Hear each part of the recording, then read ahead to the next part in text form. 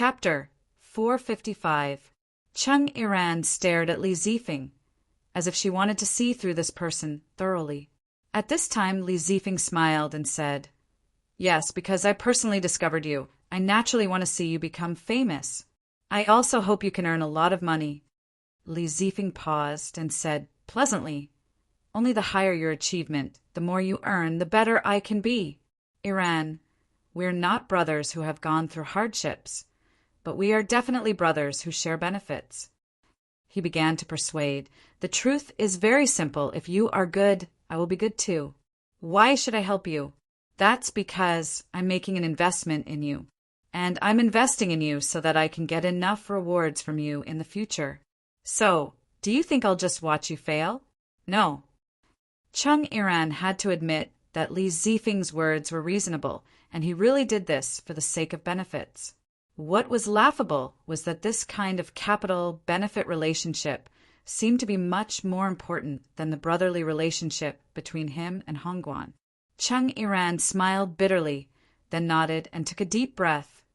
"Li Zifeng, you helped me this time. I will never forget it. You're right. Only the relationship of benefits is the strongest. I won't let you down, and I won't let you feel that your investment is a failure." Chung Iran suddenly had a strong self-confidence. "Wait for it. I will conquer everyone in the first performance." "I like this kind of ambition of yours." Li Zifeng laughed, and then patted Chung Iran's shoulder. "You have a good rest. I'll deal with the following things thoroughly. Then, from tomorrow onwards, work harder and continue to study well. I'll wait for you to become famous in the future and pay me back the 3 million. Chung Iran said indifferently, "Sure." Not long after Li Zifeng left, Chung Iran's room door was opened again. Today, it was another woman with a completely different taste. This woman was extremely teasing.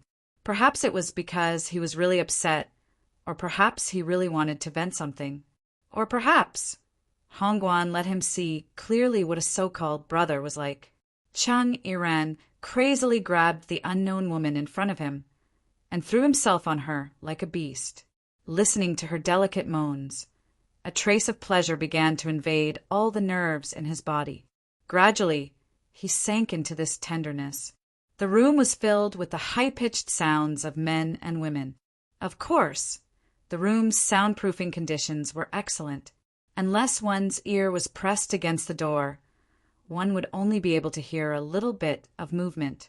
But Li Zifeng could not only hear it, but also see it clearly on his mobile phone screen. In the office, Li Zifeng narrowed his eyes, showing a cold smile. He chuckled, flicking his finger on the mobile phone screen, and then turned it off. "Two idiots!" Li Zifeng suddenly patted his cheeks and then looked at the glass window behind him. Li Zifeng began to adjust his expression slowly. "Don't eat in such an ugly manner." But Li Zifeng couldn't see the glass window. Outside the 20-story glass window, an old face was looking at him. An old face with an afro. A newcomer of a club, Black Soul Envoy. If the modern internet terms were used to describe, Tae Inzi could be described as 10,000 alpacas mating crazily in his heart. Was he going to break the sky? Was he going to kneel on the keyboard? Would the boss ask him why he was kneeling? Who was the real Black Soul Envoy? Li Zifeng. Which Black Soul Envoy are you pretending to be? Why are you so skilled? Can you teach me? Bah. But according to the boss's character, he won't like it, that is to say. Tae Inzi pondered, not noticing that a crow flew over behind him. After the crow flew over, the more Tae Inzi thought about it, the more he felt the pain in his balls. Damn it, that is to say, I can't do anything good this time. Even if he gave up being the #1 Black Soul Envoy, even if he didn't want to be the most popular person beside the boss, he still had his dignity. A Black Soul Envoy couldn't even compare with a cunning human? It was too shameful. F***ck no. I have to do something. Tae Inzi turned around abruptly. Everything he did was to defend his little position. There was a perfume lily on the vase. This was one of the flowers that old Lady Zhang liked. In addition, in the last 1 or 2 weeks, it seemed that all kinds of flowers could be found. Because this city once had a marvelous scene of hundreds of flowers blooming together in one night, after the earthquake and the sinkhole appeared on the riverbed. It was like spring came back. Zhang Qingrui held the flowers with both hands, letting them spread out more naturally, then turned around to look at her grandma with a smile. Zhang Lilinfang was frightened by the rat tide that day, so she fell down carelessly. The old lady was old. A simple fall could cause serious problems. For example, this time the old lady fell down and fractured her bones, so she had been recuperating in the hospital for a few days. You don't need to accompany me every day. Zhang Lilinfang looked at Zhang Qingrui with a kind face. It's okay. Zhang Qingrui smiled, sitting beside Zhang Lilinfang's bed, and started to peel oranges carefully. Uncle Shi will take care of the company, and there's nothing urgent in Guyuzhai. Recently, the courses at school are not intense, and I haven't been to school for several days. Didn't you always say that you need this little bit of freedom? Zhang Lilinfang suddenly asked. Zhang Qingrui smiled. I thought about it when I didn't have it, but now that I'm in it, I don't have that kind of yearning. Is it because there's only one person left? Zhang Lilinfang laughed. Zhang Qingrui knew what her grandma was laughing at. It seemed that not only her grandma, even Uncle Shi had some strange misunderstandings, that there was a special relationship between her and her strange classmate. But Ms. Zhang knew that the reason why she paid attention to this special classmate was not because of the affection between girls, but something else. But how should she tell her grandma? Should she tell her grandmother that the owner of the mysterious black card that the Zhang family had been keeping all these years was the male classmate Luo Qiu, whom her grandmother and Uncle Shi thought they had investigated thoroughly? She heard that he had chosen to drop out of school. Zhang Qingrui hadn't seen this mysterious classmate for several months. Of course, for Ms. Zhang, who knew some things, it was not something interesting whether she saw him or not. Oh, how's the new company? Zhang Lilinfang suddenly asked. The old lady sensitively felt that her granddaughter was absent-minded at this moment. But Zhang Qingrui started to manage the business of Guyuzhai when she was young. After several years of training, she not only had much calmness than her peers, but also had the ability to do two things at the same time. Not a big problem. Zhang Qingrui calmly responded. I've seen the plan sent by Zhong Luoqin, and he did it better than I imagined. I can't find any fault. Maybe it's because I don't have enough experience. The people of the Zhong family are quite capable. Zhang Lilinfang said indifferently, It's natural that you can't find any fault. Zhong Luoqin has been sent to different places by old Zhong to accept some marginal and unimportant business each time. Actually, it's to train his skills. Although the eldest young master of the Zhong family takes over the leading enterprise of the Zhong family and seems to have great power, in fact, old Zhong loves the second young master more. Zhang Qingrui frowned. If Zhong Luoqin makes some achievements with the help of the new company, it may cause the internal strife of the Zhong family. In that case, it's equal to us interfering in the competition for the successor of the Zhong family. Grandma, I don't understand. Why do we have to get involved? Zhang Lilinfang said indifferently, I have my own plan. You only need to keep an eye on Zhong Luoqin's operation of the new company. Remember, don't let him make you a mere figurehead. Ever since old man Zhong got better, the feeling Zhong Luoqin gave me was different from before. If he used to be a God's favored son, an almost perfect gem before being polished, then now he's a smooth and restrained jade after being polished. But it's a pity that it's turned into the king green. Grandma, you mean politics? Zhang Qingrui was stunned. Zhang Lilinfang suddenly said seriously, he's a person who can do great things. Rui, don't you want to consider it? Zhang Qingrui shook her head, saying softly, Oh, I prefer freedom. Zhang Lilinfang didn't say anything. She just looked out of the window, silently. The fragrance of the perfume lily reminded her of the days when she longed for freedom. Close the window, I'm a bit cold. Chapter 456. In fact, most of the time, life doesn't cause waves. In other words, our lives have always been peaceful, waiting for the occasional wave. After it calmed down, it made people feel that life was not really peaceful, like stagnant water. Because there have been waves, when it is peaceful, you'll find that the lake water, which is as flat as a mirror, has a unique beauty. In other words, you will cherish the peaceful life more, right? Calmly and blissfully, he slowly waited for the birth of a little life. Hong Guan had never felt so fulfilled in his life before. He still works in the garage, but he always takes time to ride a borrowed electric car to the hospital at noon.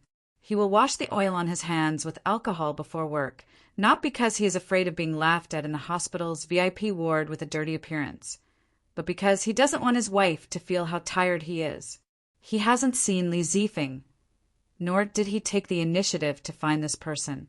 He only knows that the hospital has never asked him for various fees. Jean Xiao would say that he must thank that good brother of his very much. Hong Guan said that he is very busy now and can't spare time. He will wait for a chance in the future, but he has already signed the agreement and he intends to abide by it. So in the future, he will probably have to wait for a long time. His wife said, "Okay, but when the child is born, I have to ask the godfather to see it." Because the matter of the godfather was something that they have agreed on a long time ago. Hong Guan will only smile because he can only smile because he is afraid that Jean Xiao's baby will be affected. Walking in the cold air of the winter night, what floats and what is stepped on are all dreams. In the evening, in the big square that is always bustling, Hong Guan is still holding his small stall. Of course, the daily income is not much, but he can always get some. But he didn't meet the young man who used to come often, since that strange young man didn't give him a reward. Sometimes Hong Guan can't help but think that maybe the young man who listened to his songs silently every time really understood what he was singing. Is it because of disappointment that he doesn't come again? Hong Guan felt that even so, life still had to go on. Even though he was no longer here, his life still had to go on. On the big screen in the square, a TV commercial was playing. It was a preview of a certain program. Hong Guan didn't see it, but he knew that he was in the trailer. It was the scene of a newcomer debuting. Perhaps they were already recording a program. What was the opportunity that brought you into contact with music? In front of the green screen in the two-person recording studio, the host was interviewing Chung Iran. These interviews would be edited and added to the opening of the program on the night of the premiere. I've loved music since I was a child. This was the draft that Li Zifeng asked someone to write. Chung Iran didn't seem nervous when facing her first shot because they had already communicated before the recording. Feiyun Entertainment invested a lot of money, so the host naturally wouldn't be careless in his interview with Chung Iran. In a society where everything depended on money, these permanent faces in front of the screen knew how to speak better than anyone else. It was an almost artistic technique. Do you feel pressured? You're the only newcomer in this program, and the others are all seniors for you. Of course, I'm nervous, but I'm more excited. Chung Iran answered fluently. Especially the seniors invited this time are all my favorites. It's an opportunity for me to compete with so many favorite singers. Mr. Ching, I heard that before you were discovered by Feiyun Entertainment, you had been singing in bars and nightclubs. Is that true? It's true. Chung Iran nodded. This was also a planned question. I'm very grateful to my current company. If it hadn't discovered me, I'm afraid I would still be a daydreaming boy. Gold will always shine. The host smiled. As long as you don't give up your music dream. I believe that not only you, but also more people like you will find their own path.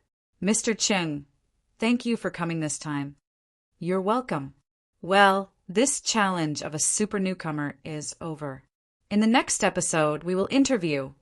The host made an okay gesture and the program ended here. In the recording studio, Li Zifeng came to Chung Iran with great satisfaction. Of course, he also began to be polite with the host. After that, Li Zifeng said, "Let's go. I helped you make an appointment with the chief writer of the entertainment section of New Monday." You have to do a text interview today. Chung Iran didn't even have time to eat. To be precise, he just had breakfast today.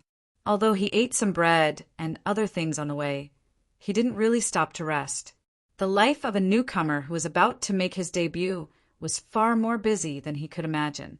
Chung Iran found that he hadn't played the guitar properly for 2 days.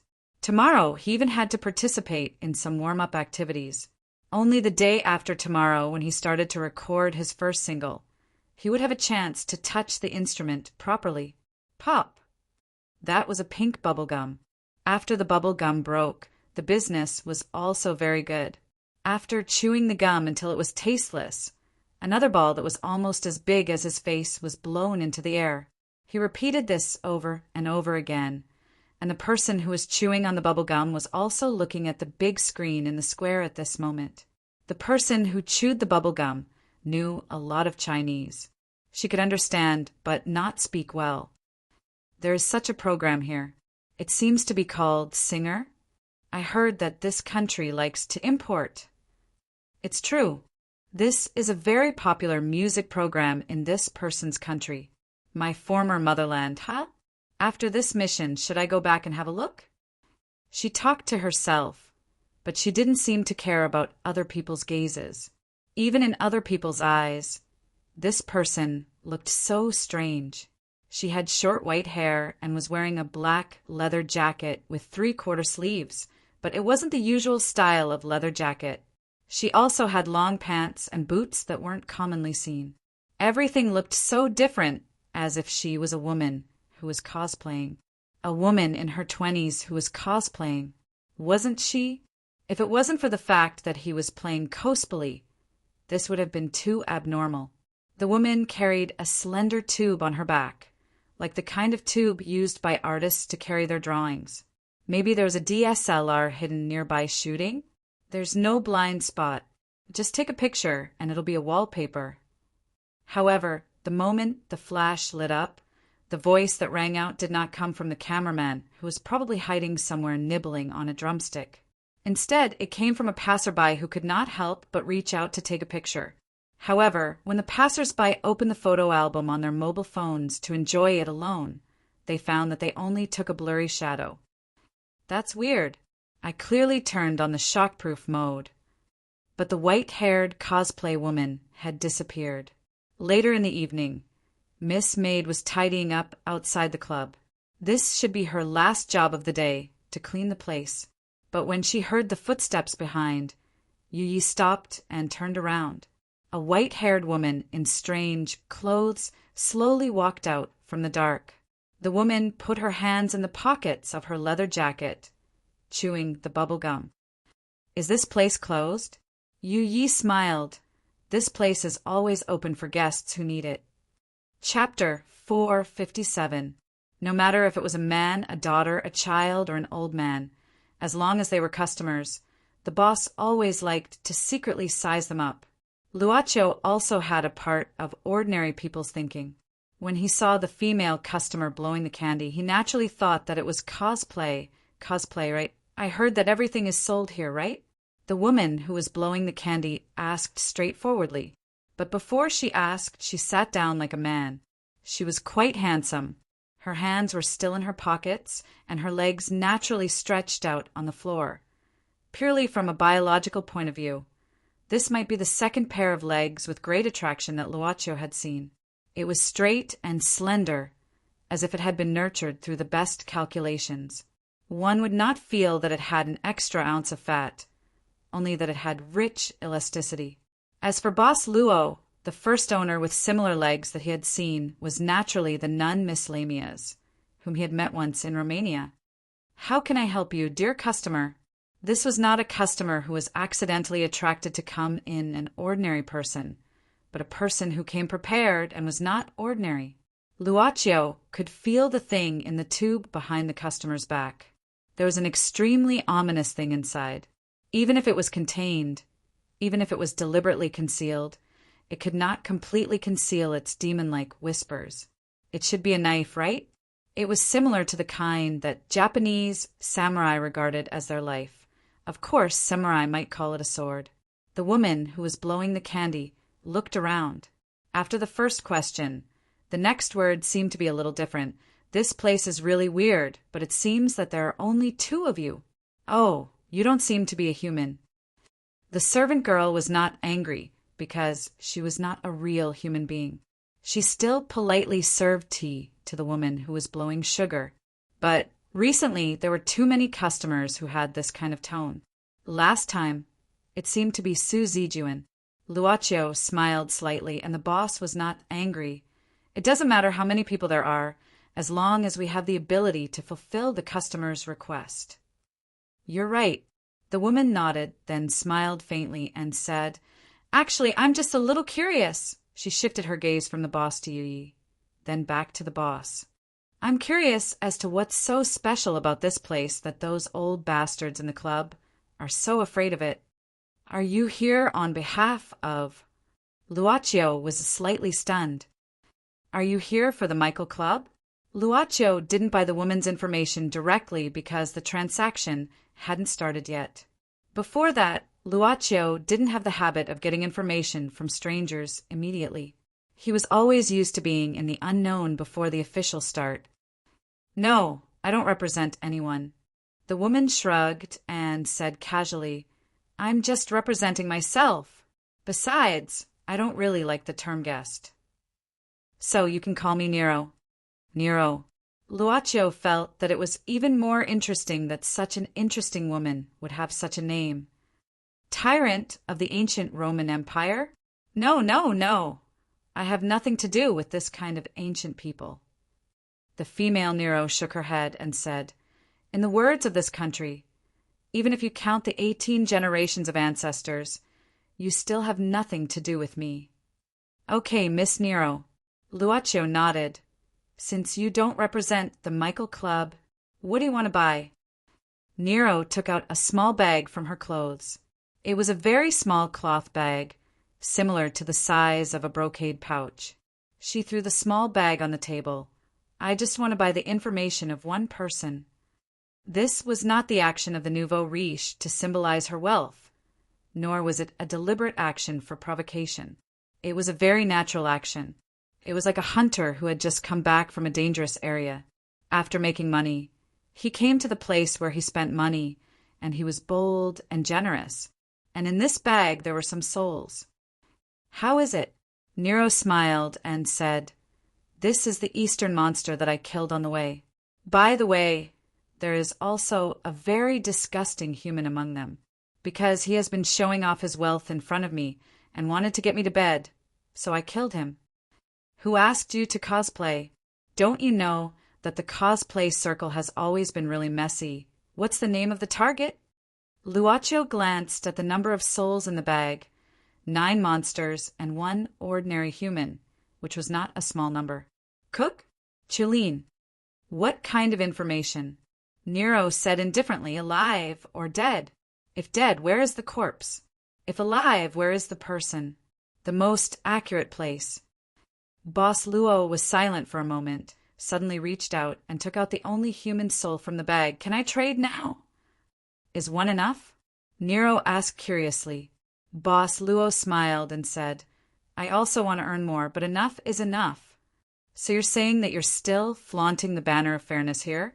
Luocio didn't speak, but put the human soul on the cushioned plate brought by Miss Maid, and then said slowly, Miss Nero, the cook you mentioned is not dead yet. He's currently living in a tofu shop in a small town downstream of the city. Tofu shop? Nero was stunned. She obviously didn't expect it to be such a place. She said with a trace of doubt, curiosity, and distrust. Although this disgusting human soul is nothing, but are you just saying it casually? This is real-time information. As for whether Miss Nero can find the person in this place in the end, we can't guarantee. Luocio said indifferently. Then, isn't it too easy to earn your money? Nero suddenly sneered. She took out the tube behind her back and pressed it directly on the floor. The tube was trembling slightly, as if something wanted to break out from it crazily. Bursts of hissing sounds sounded faintly. Boss Luo looked at the slightly rippling tea on the table at this moment and suddenly smiled.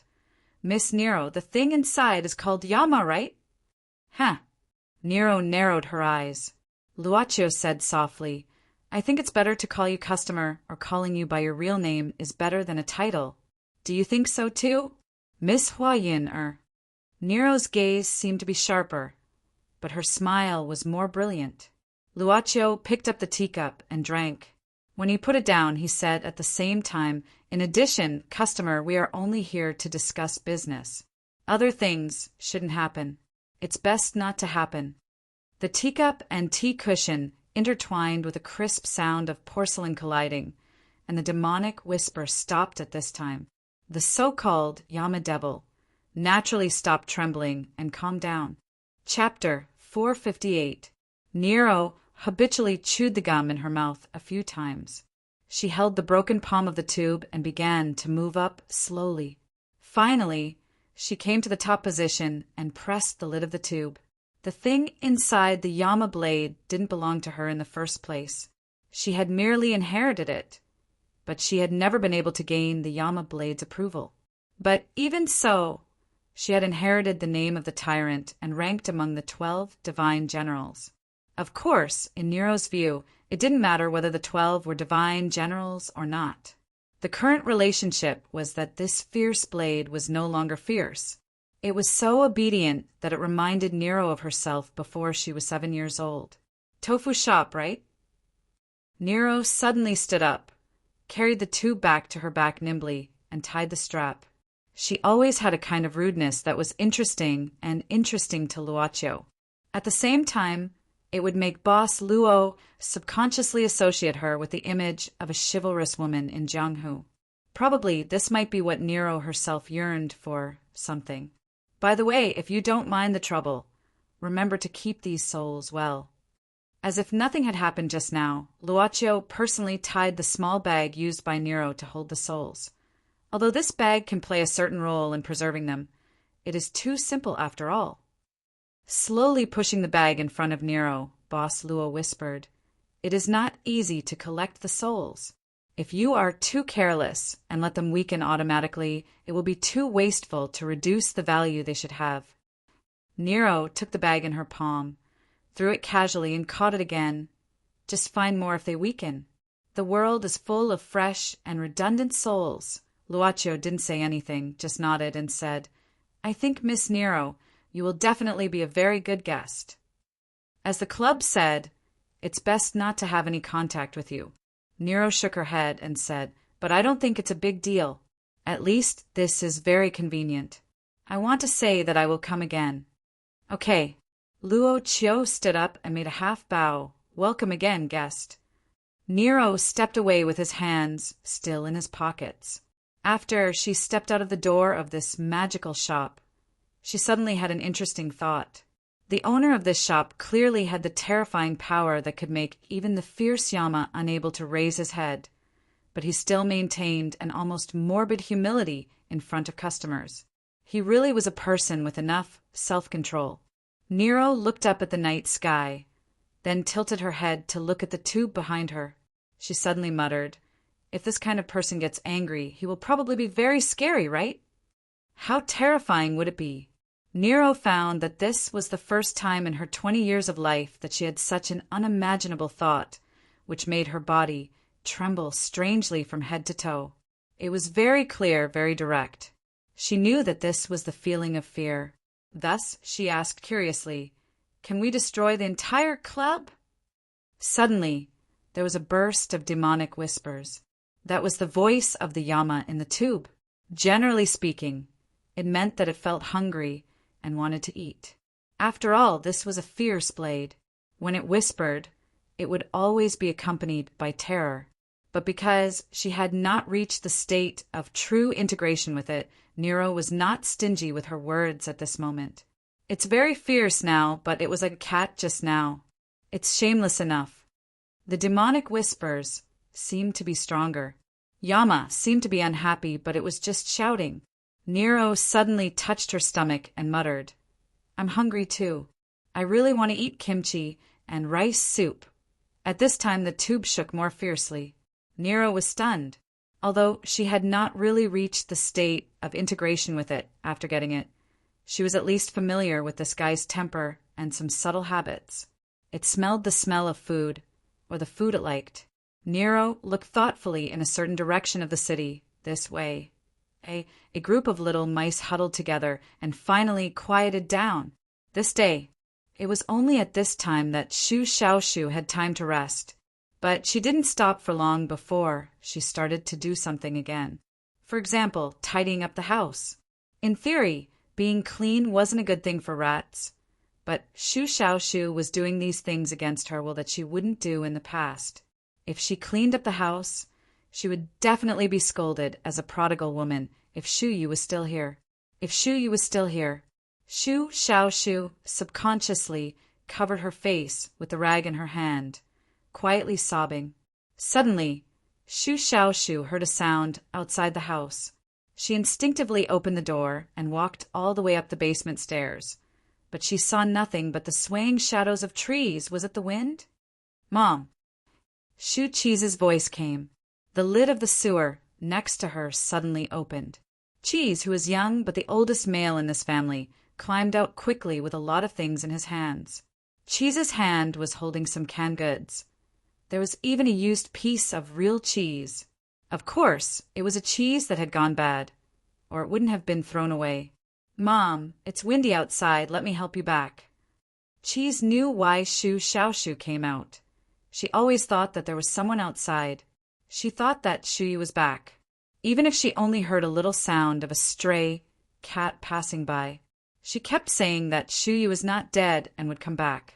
But Cheese recognized the reality faster than Shu Xiaoshu.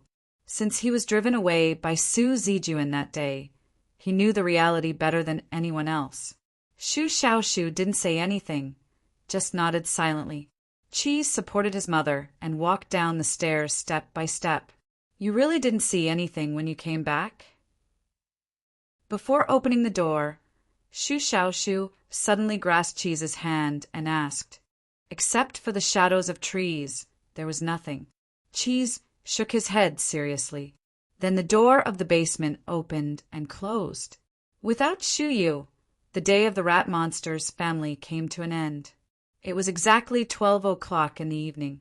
At exactly 12 o'clock, a black shadow slowly crawled out of the eaves. Why did it crawl?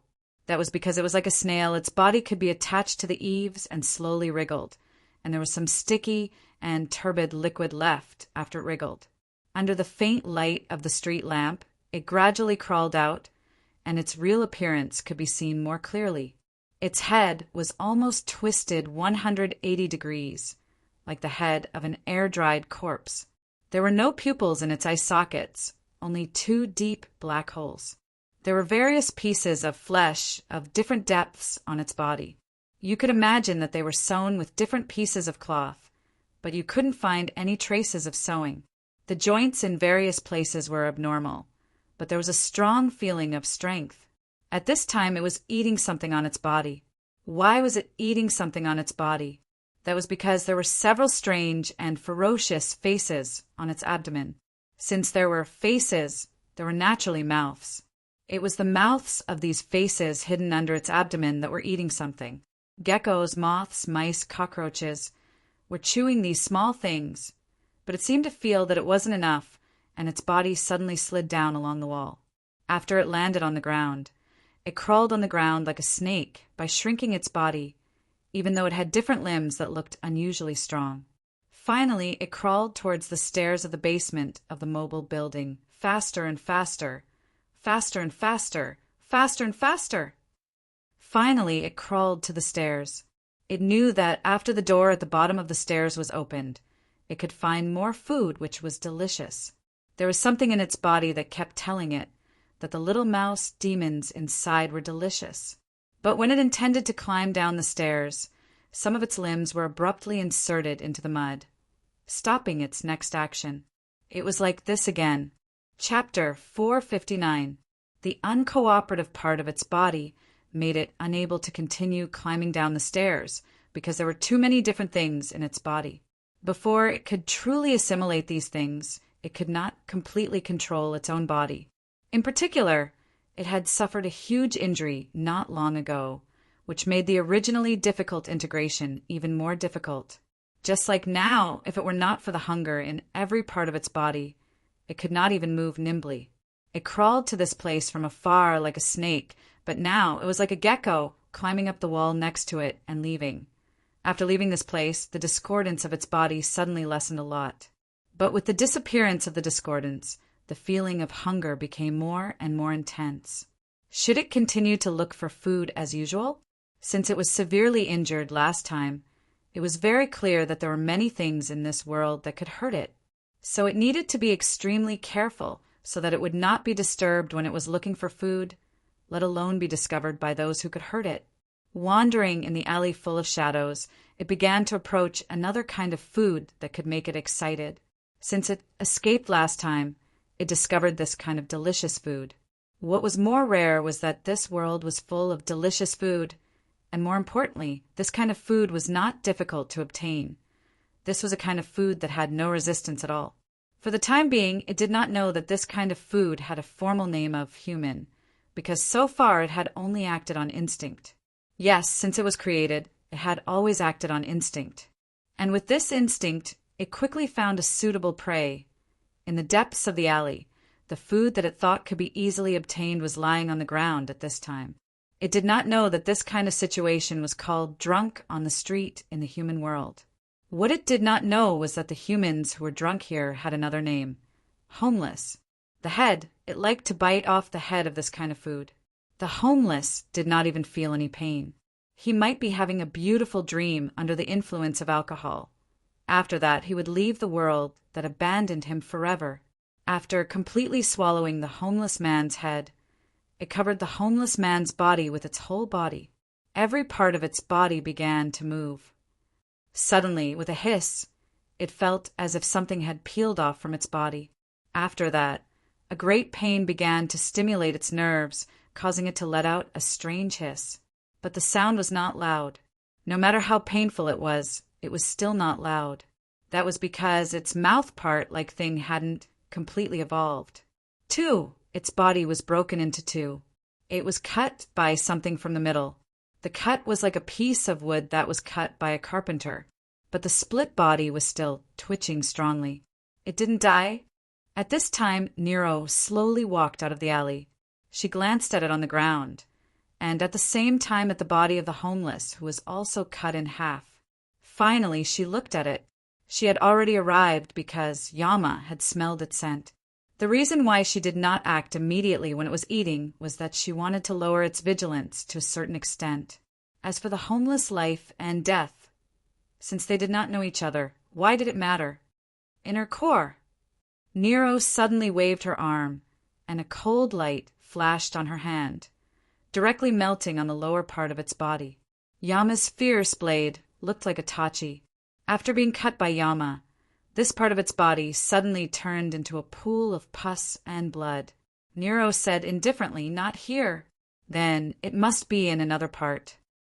She walked towards the remaining part of it that was hiding in the corner. She casually placed Yamato on the ground and dragged it behind her. The tip of the blade scratched the concrete ground like the sound of a butcher sharpening a knife. "Then you must be wondering why you were found, right?" Nero narrowed her eyes. "Because Yamato has eaten too many things like you. So no matter how hard you try to hide your smell, you can't escape from its senses." Its body suddenly shrank a little. "Congratulations, Yama." Nero sneered at this time.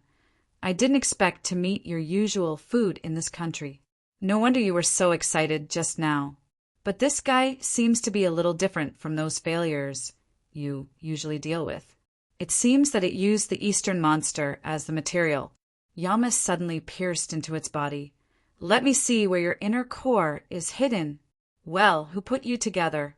This technique is not the craft of the old bastard in the club who specializes in this kind of thing. Is it Cuck?" But Nero felt that it was not Cuck, so she shook her head again, raised Yama, and pierced another place.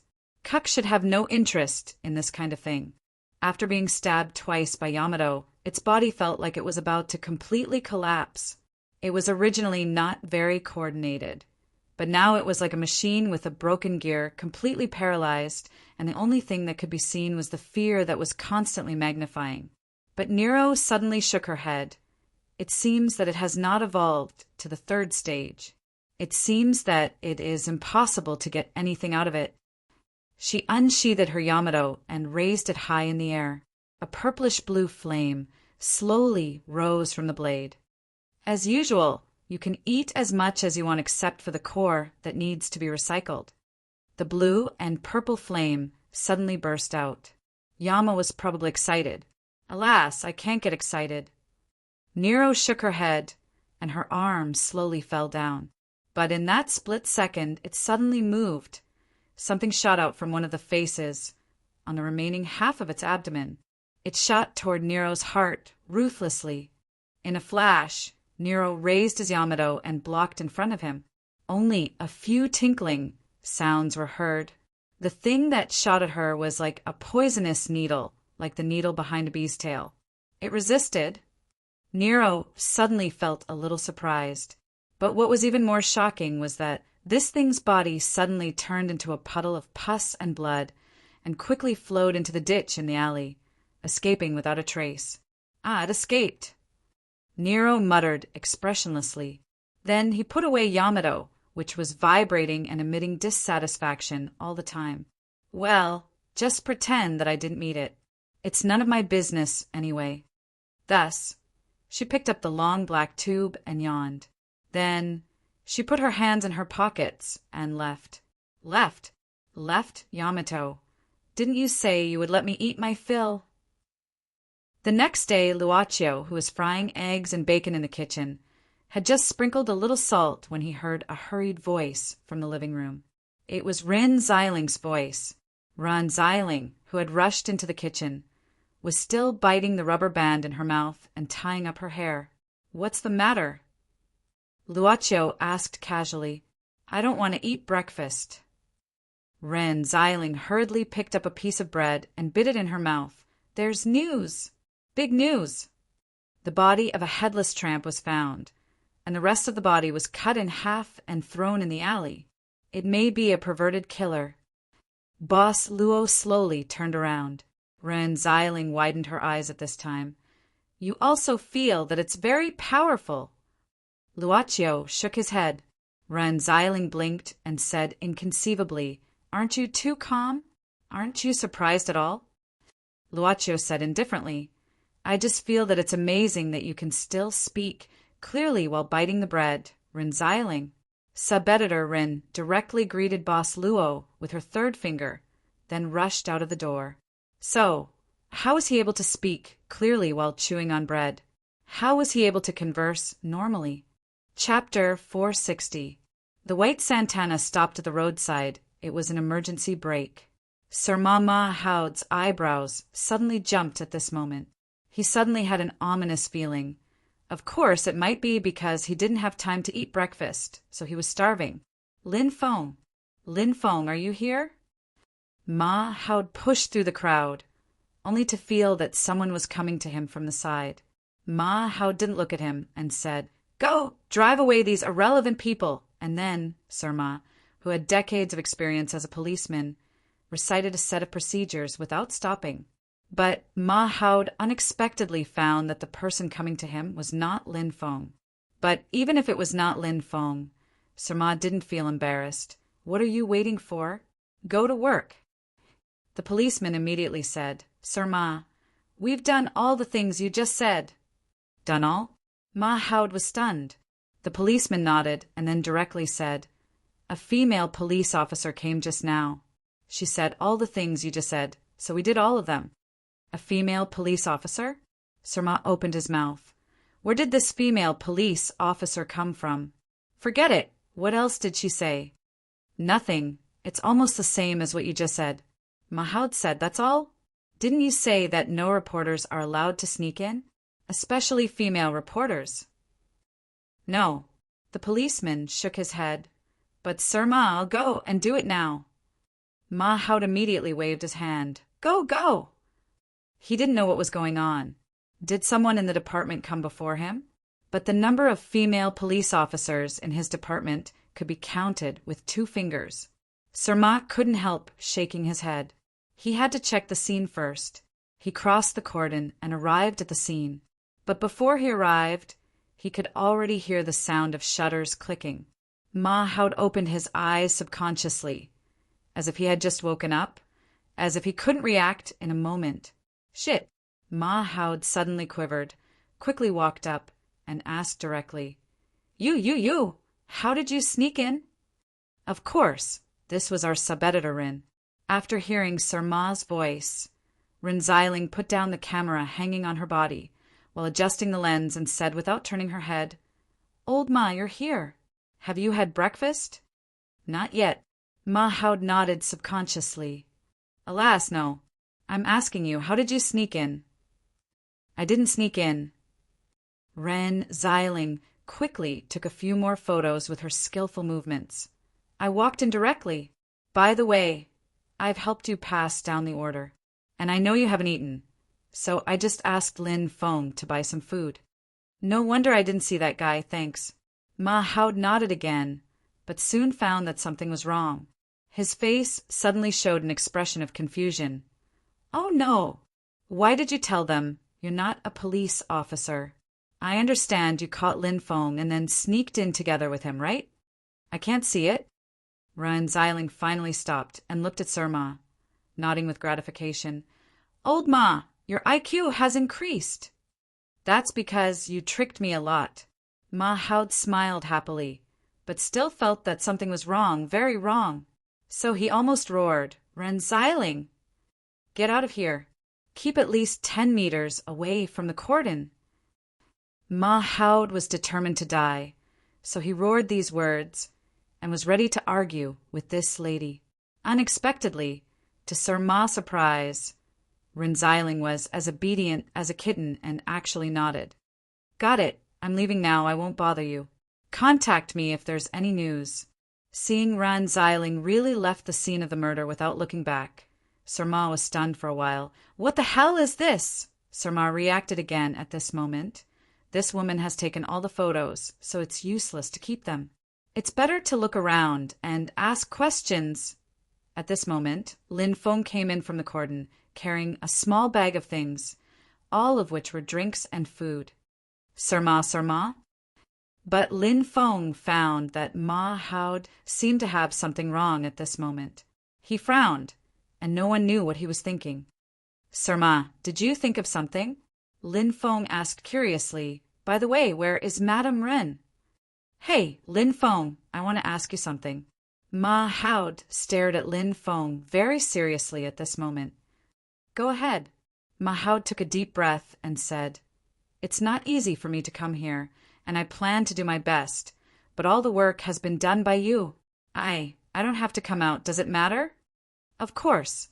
Lin Feng said solemnly, You have to preside over the overall situation. But my scenes were all taken by Ren Xiling. Ma Haud angrily raised his third finger. What else can I do? Eat. How is it? Ma Haud looked at old Qin, who also hadn't come out for a long time, with a serious face.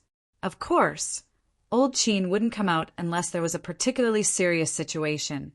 After all, old Qin had a lot of subordinates. But this time they encountered a headless corpse. And not only that, the upper body and lower body were separated. In a particularly serious situation, old Qin would come out. At the scene of the murder. Well, it's hard to say. Hard to say? Ma Haud was stunned. He rarely heard such an uncertain tone from old Qin. That was to say, it was quite tricky.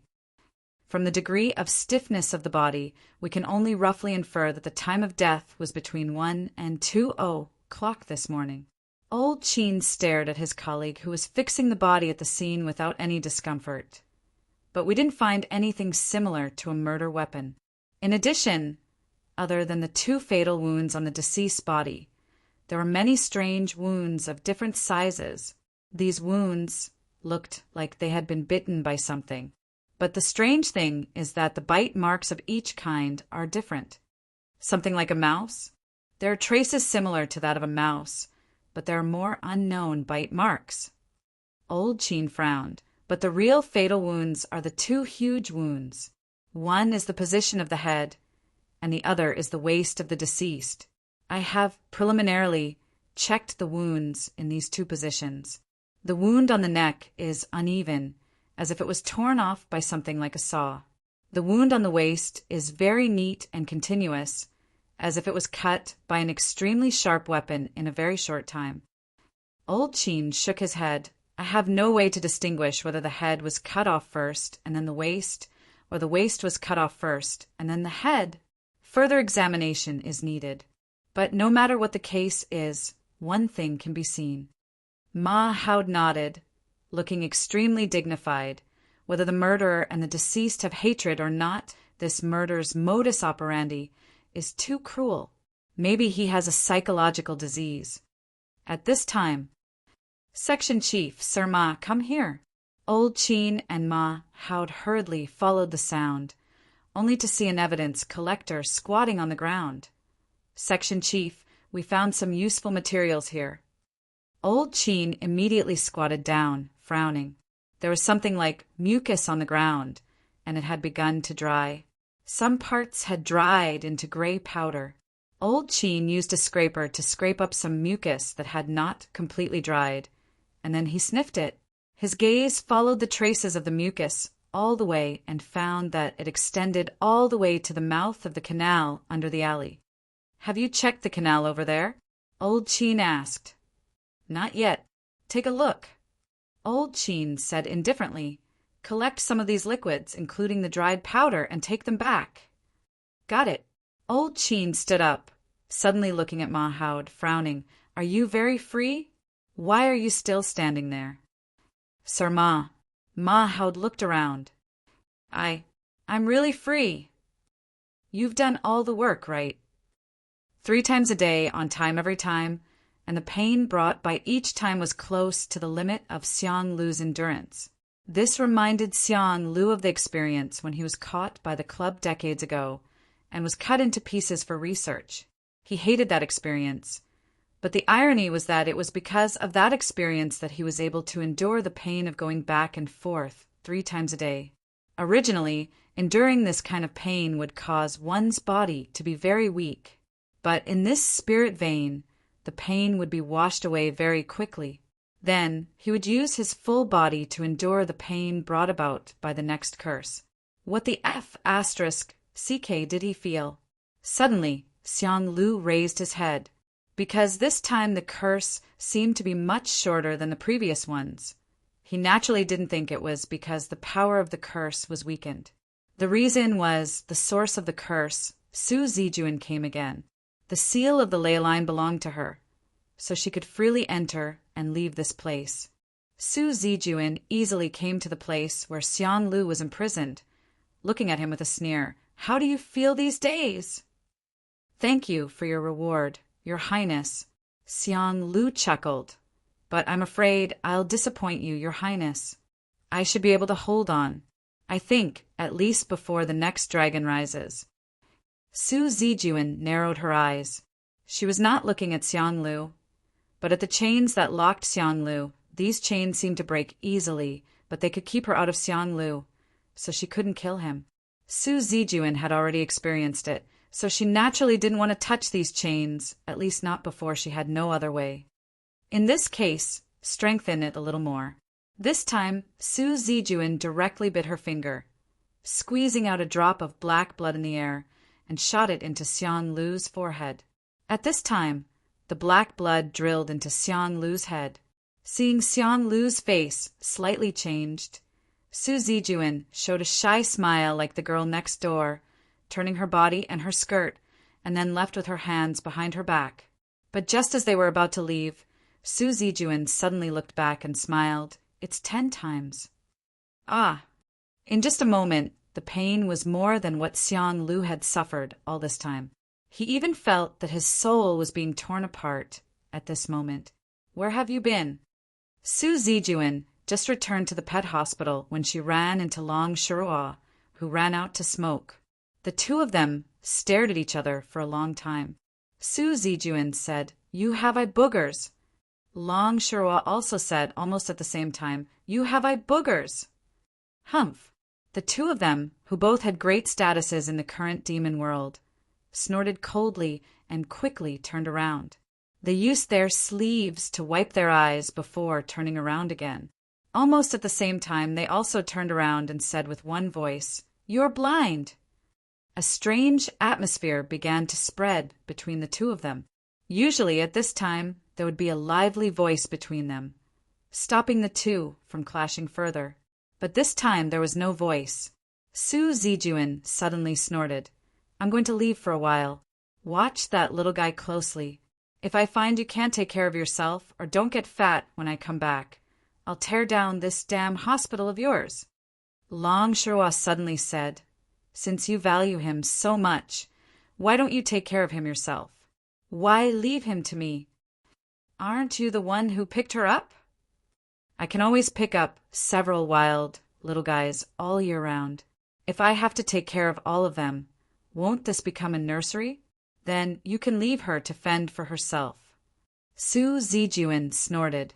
Long Shirwa suddenly sighed. "It's not easy to come back. Why do you have to go out again? Is it because your injury is better?" On one hand, Su Zijuan said indifferently, "I don't like to delay some things for too long. I also need to clean up some old accounts. Besides," Su Zijuan paused, looked around, and snorted, "the smell of smelly monkeys here is getting stronger and stronger recently. It's uncomfortable. Be careful. You won't die." Ha! Ha ha ha's. In the Elysium, Brother Shaosheng was holding a microphone and standing on the dance floor. "Ha! I'll give one to you after I get drunk." So the owner of the Elysium threw away the microphone in his hand and then jumped up. His legs were clamped on a black stick or something like stick. Friction, friction. Brother Shaosheng was dancing similar to pole dancing.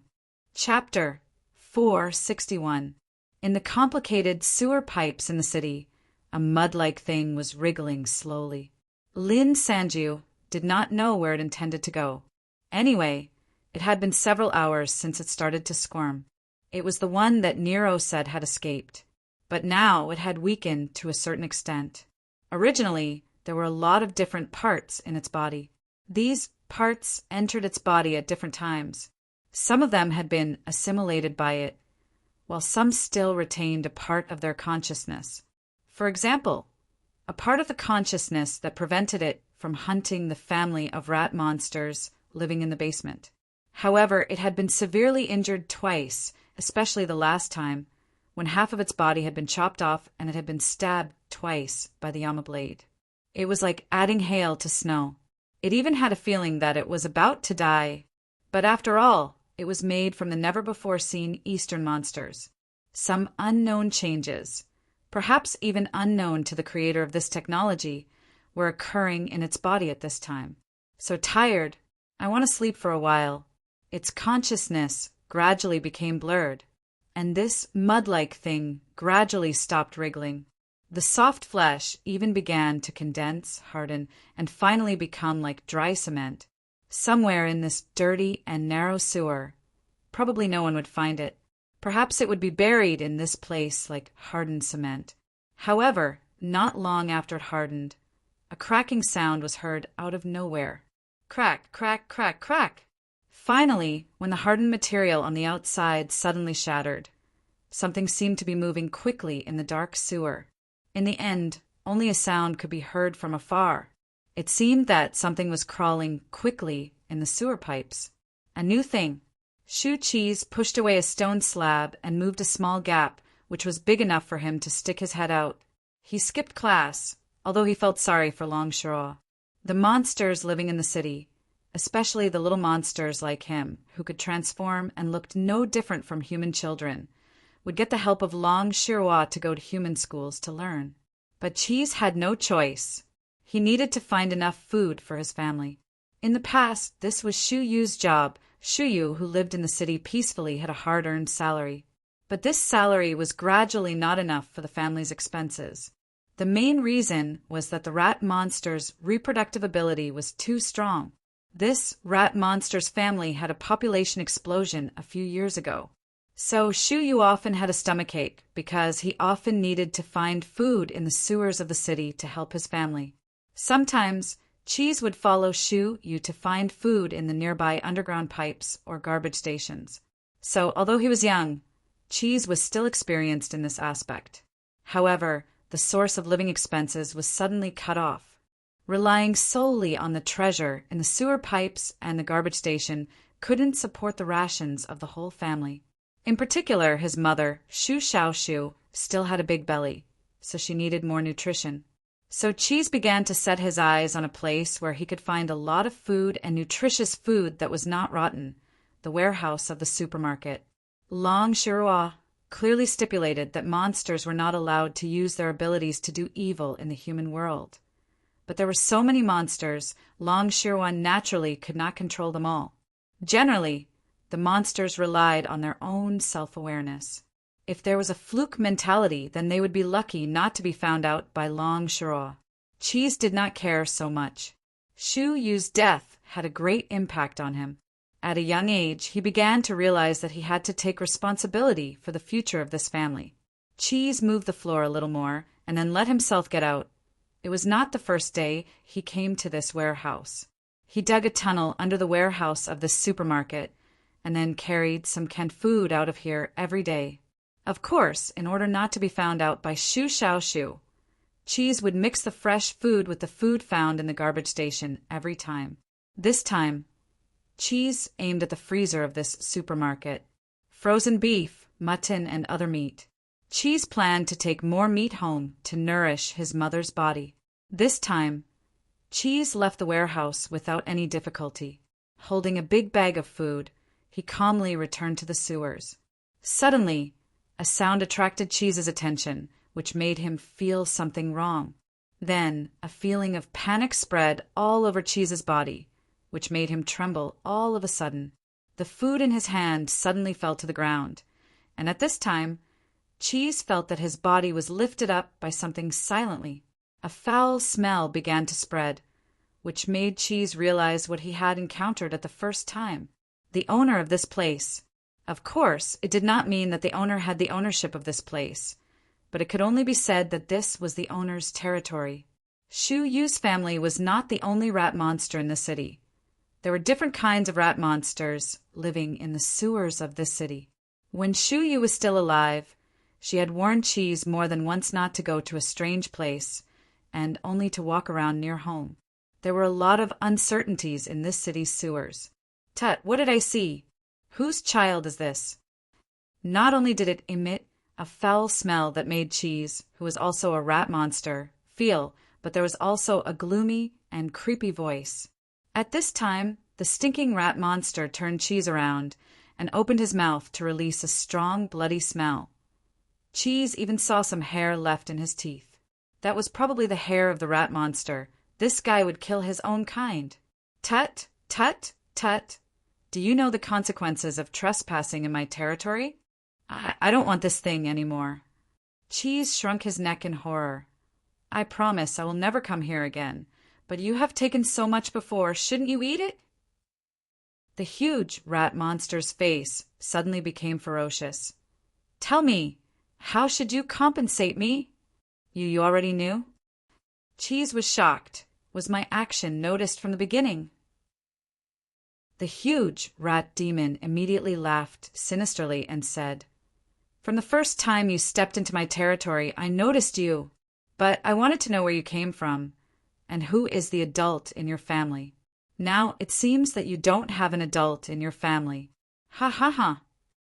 Cheese struggled hard, but he couldn't shake off the rat monster's claws, the black and thick claws, as if they were made of fine steel. Let me go. Let me go. I know Lord Long. Let me go. Oh, you know how to make connections at such a young age? Not bad. The huge rat monster sneered. But you don't know that Lord Long doesn't like such a dirty place. She won't even come here. No matter how you shout, she can't hear you. Let me go. Cheese saw that the long Shirua didn't work, so he didn't want to wait for his death. At this time, he suddenly bit the rat monster's palm. But he didn't expect that this couldn't hurt the huge rat monster at all. Bang!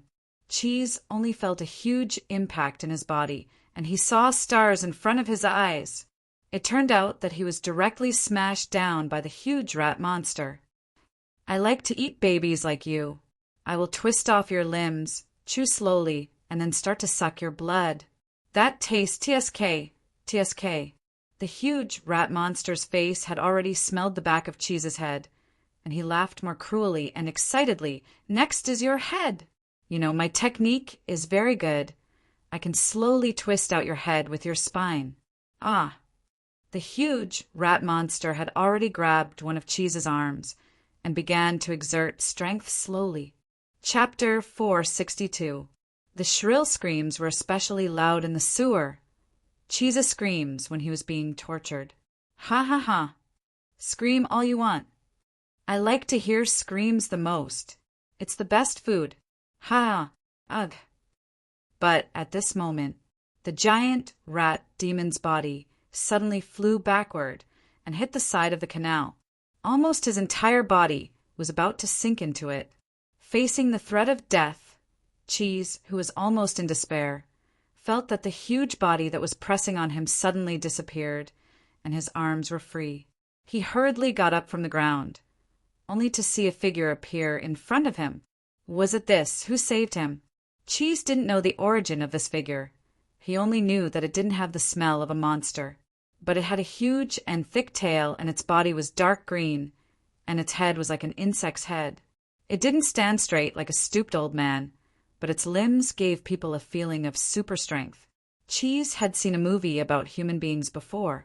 If he used a creature in the movie to describe it, this thing was very similar to the alien in the movie. Even though it looked extremely weird, it gave Cheese an indescribable feeling, as if he had known this thing for a long time. Who are you? Cheese tried to ask, but this thing just looked at him and didn't intend to talk. Suddenly, this thing turned its head again and looked at the giant rat monster.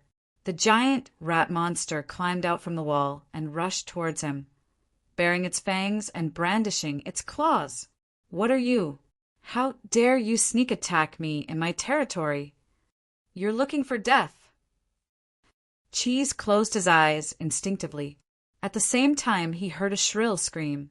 When he opened his eyes, he saw that the giant rat monster's limbs had been cut open. On one of the arms of the thing that saved him, a horny object that looked like a sharp blade was ejected from its wrist. There was still blood dripping from it. Ah! Don't come over. Ah! However, this thing ignored him and arrived in front of the giant rat demon in an instant.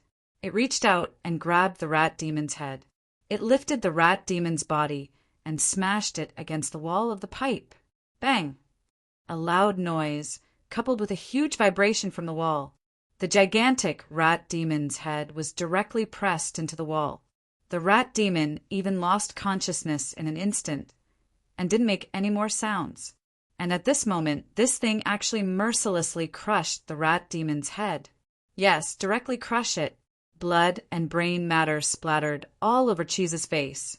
This almost caused Cheese's consciousness to be in a completely blank state. The overly frightening scene had exceeded his ability to bear. At this moment, this thing suddenly opened its mouth and pressed down on the rat demon's body. It then squatted down and began to bite crazily. It was devouring the corpse of the rat demon. Cheese was so scared that he sat down on the ground. His hands and feet were cold, and he couldn't move at all. It seemed that after a short time, the huge rat demon's body had been completely swallowed by this thing. But even so, this thing didn't swell up at all. It squatted on the ground and suddenly turned its head.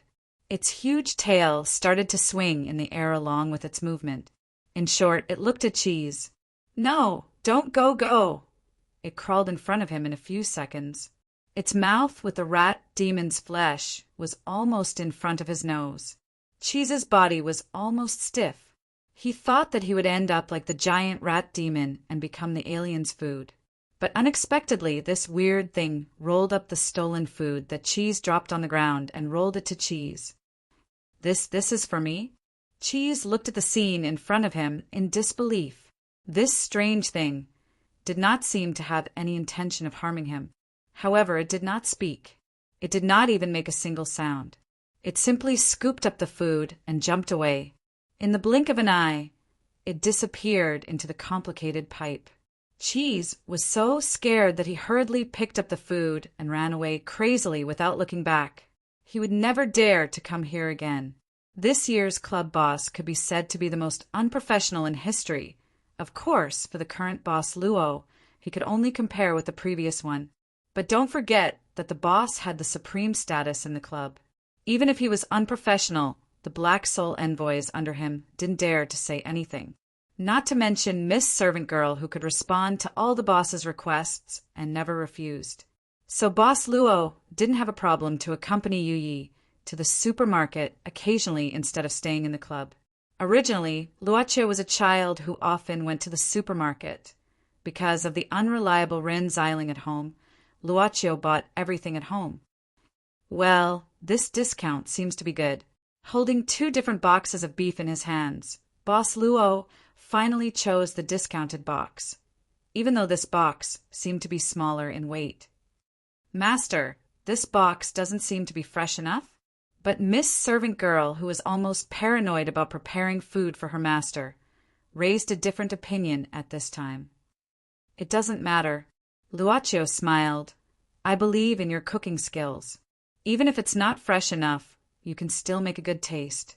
Besides, if you can't buy discounted food in the supermarket, you will feel uncomfortable. Of course, if it's vegetables, fresh ones are better.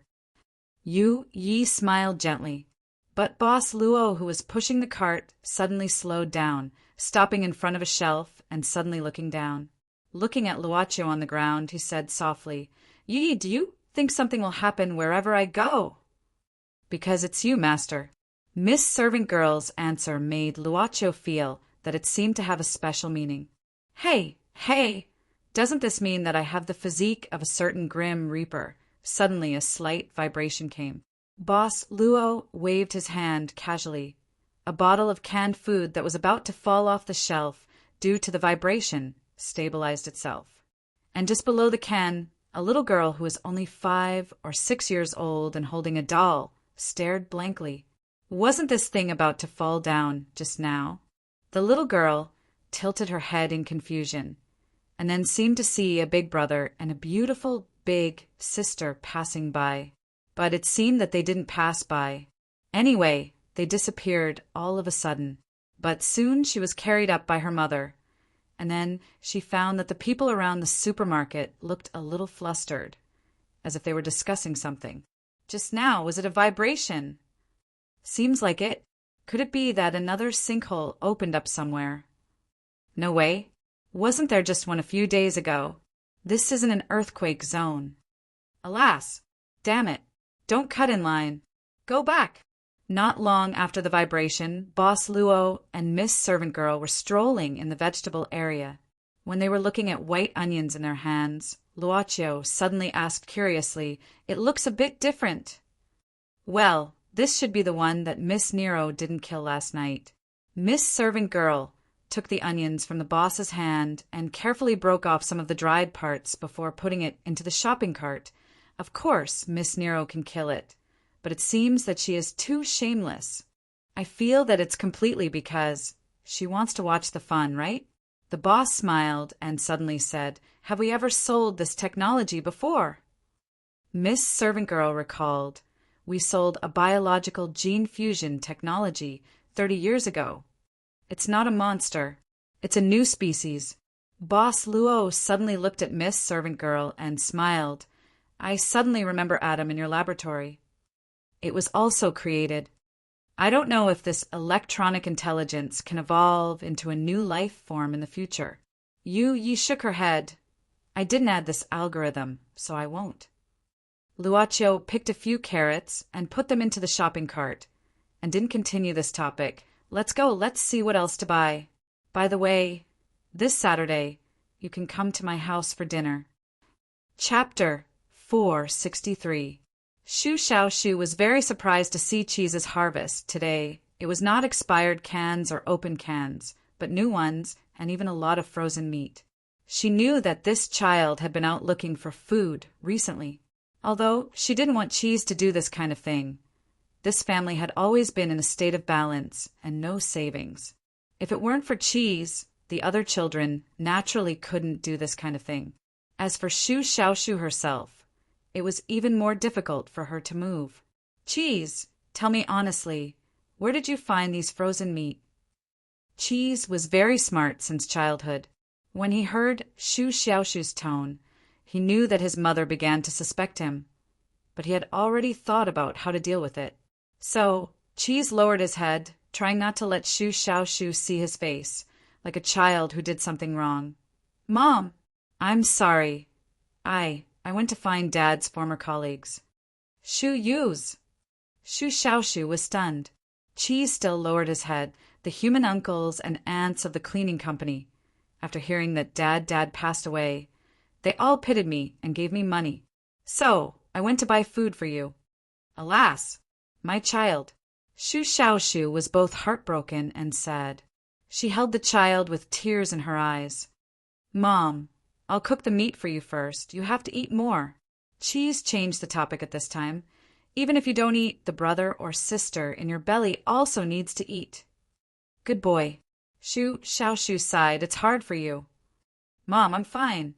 Cheese raised his head, revealing a big smile. I'm going to cook. My brother and sister haven't eaten delicious food for a long time. Go ahead. Shu Xiaoshu reluctantly showed a smile, and then returned to the room. In fact, it was just a corner of the basement, separated by a curtain. The youngest daughter was still in the form of a beast, and needed to be taken care of often. Seeing Shu Xiaoshu open the curtain and go in, Cheese frowned, and then gently rubbed his arm.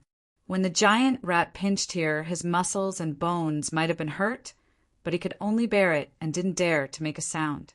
Cheese quickly took a deep breath, cheered up, and began to cook the meat in his hands. He prepared the food and helped his younger brothers and sisters eat it. Then he looked after Shu Xiaoshu. He didn't stop until Shu Xiaoshu and other younger brothers and sisters fell asleep. However, it was already close to midnight. Cheese left the basement alone and came to the open space in front of the old house. There were several cement pipes in the open space. Cheese sat on one of them, staring at the moon in the sky. How long would this kind of life? That supermarket. I'm afraid I can't go there. Tomorrow, should I look for another place? Or the food. Let's not go to primary school. Come on, Cheese. You're not a kid anymore. You have to take care of your mother and siblings. He silently said to himself. He said some things and principles that he could think of and comprehend at his age. Be strong. Cheese suddenly burst into tears. Be strong. He slightly shrugged his shoulders, hoping that he could have someone to rely on at this time, a shoulder that was not wide but could bring him safety. When he was very young, Cheese remembered that Shu Yu often took him to this place and began to watch the moon and stars. There was no extra entertainment at that time, but Shu Yu could always tell a lot of interesting stories. Suddenly, Cheese reached to his collar and took out an iron whistle. This was a gift from Shu Yu. These years, Cheese especially cherished this whistle, because Shu Yu once said that if he was in danger, he should blow this whistle. Of course, that was when he and Shu Yu were searching for treasures nearby. Cheese knew that if it was too far away, Shu Yu couldn't hear it. How long had it been since the whistle was blown? In fact, it had never been blown, because Cheese never thought that there would be a day when he couldn't find his father.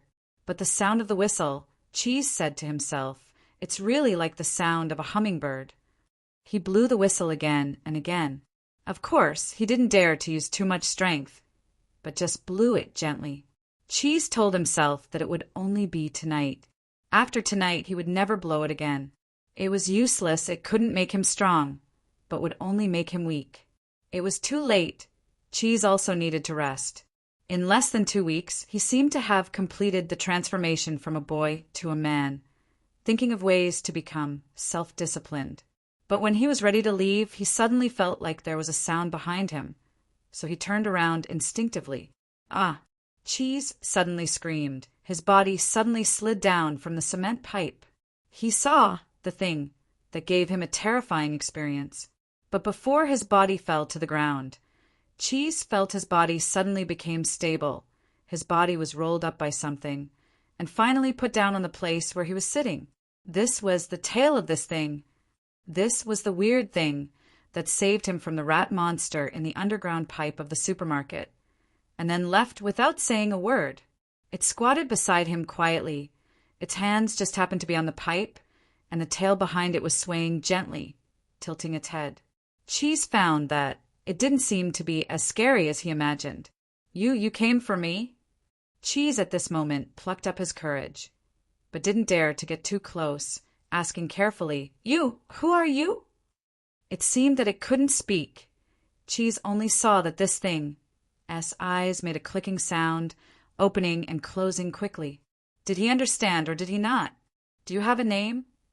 Cheese continued to ask curiously. This thing still didn't answer, but Cheese felt that it seemed to be staring at him, the whistle in his hand. Cheese was stunned. He subconsciously blew the whistle again, and found that this thing had a reaction again. The tail behind it was swinging faster. Could it be? But how could it be? Cheese bitterly smiled, and then shook his head. He glanced at this thing, and both of them looked at each other. After a while, Cheese tried to sit closer to it. "How about I call you Iron Whistle?"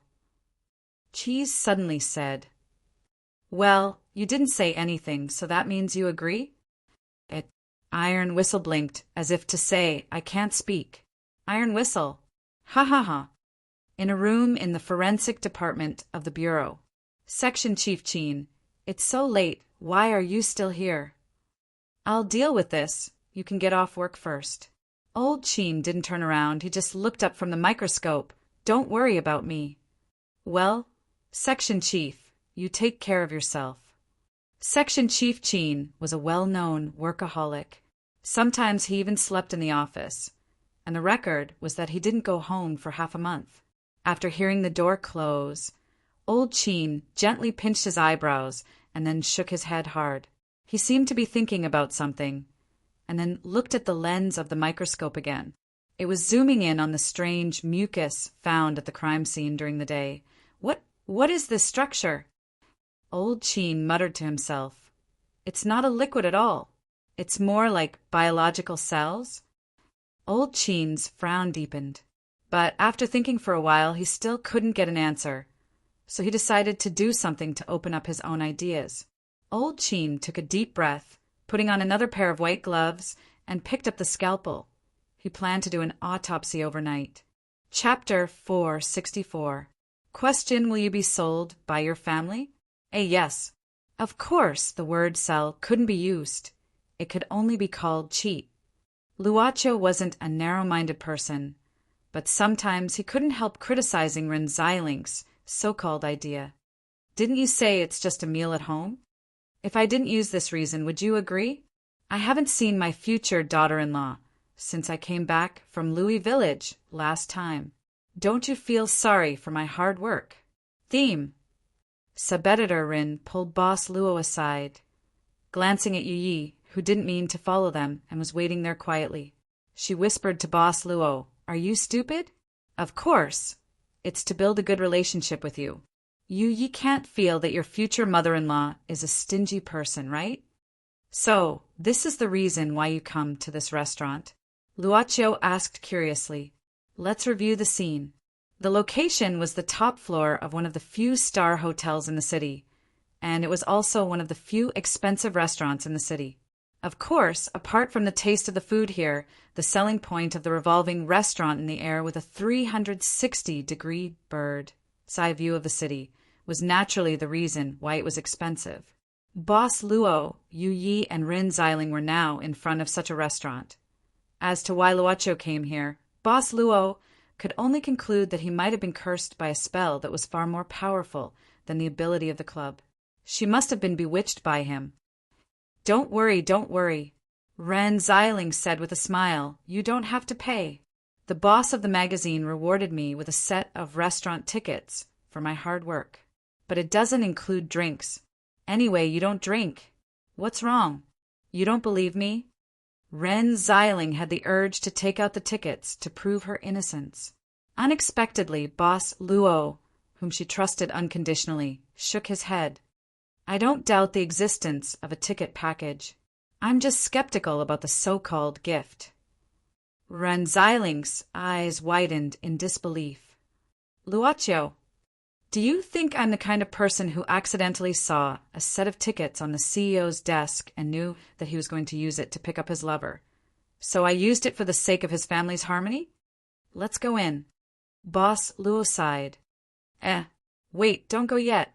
I'm helping you, and this is how you treat me? Ren Xiling's eyes widened. Luoqiu. Boss Luo went in, went out. Unbelievable. It's unbelievable. Ren Xiling walked to Yi angrily. The servant girl was supposed to follow her master, but now she felt that it was better for her to stay and wait for Ren Xiling. Probably. Let me tell you, Ren Xiling directly held Yu Ye's arm at this time, almost whispering in her ear. My boy is born to be a blockhead. He doesn't know what romance is at all. You have to be more tolerant. But if you feel wronged, you must tell me. No matter how big the matter is, I'll make the decision for you. Do you understand? She already looked like an auntie. Yu Yi smiled slightly. Don't worry, he's very good to me. Alas, you too. Ren Xiling shook her head. I say, if you're so obedient, you'll be eaten alive in the future. It's okay. I'll always listen to him. Well, you think so too. Ren Xiling nodded with deep agreement, but suddenly found something wrong and said with a confused face, Wait, what did you just say? Yu Yi just smiled casually, walked forward, pulled a chair for Ren Xiling, and then said, Miss Lizzie, hello. Sister Ren, you're finally here. I'm starving. Sit down, don't stand. It turned out that Ren Xiling also called Lizzie. Everyone sat down, and the waiter came forward. Sir, do you want to order? Ren Xiling said at this time, Not now, wait a minute. We still have people who haven't arrived yet. The waiter nodded, left the menu, and turned away.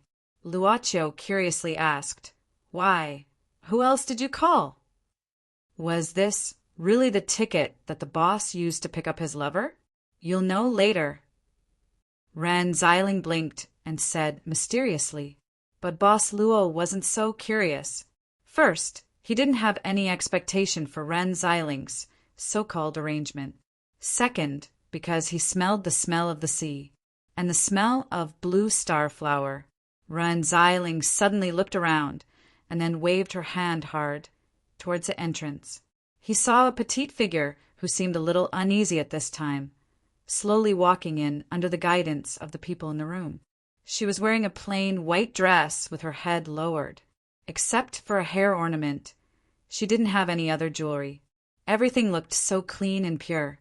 She was Lu Yiyun, the little girl by the sea. After Lu Yiyun sat down, Ren Xiling sat on the table, looking happy. Well, everyone is here. Do you feel it now? Actually, the main purpose of this meal was to celebrate Evian. First, it's to celebrate her college entrance examination. Second, it's to celebrate her new life. Speaking of this, Ren Xiling looked at Lu Yiyun apologetically. I'm sorry, I've been busy. We agreed to meet up, but it's been delayed until now. You won't blame me, right? Lu Yiyun quickly shook her head and waved her hands. The little girl was really embarrassed by this enthusiasm. Ren Xiling continued, The last thing to celebrate is to thank you for bringing us together at this time and place. This woman probably just wanted everyone to have a good meal and get together. I didn't know Sister Ren's simple meal would be in such a place. Lu Yiyun looked at Luoqiu anxiously, saying cautiously, I thought we were just having a meal in an ordinary restaurant. Did I dress too simply? As long as it's clean. Luoqiu said indifferently, Don't care about others' views. Got it. Lu Yiyun nodded obediently. She always subconsciously felt that the words of this young man, who was not much older than her, had the ability to make her feel inexplicably at ease. Holding the cup with both hands, Lizzie had just finished a cup of orange juice. She suddenly looked at this scene with interest and then smiled. Sister Rin, Do you know how I feel when I look at Luaccio now? How do you feel?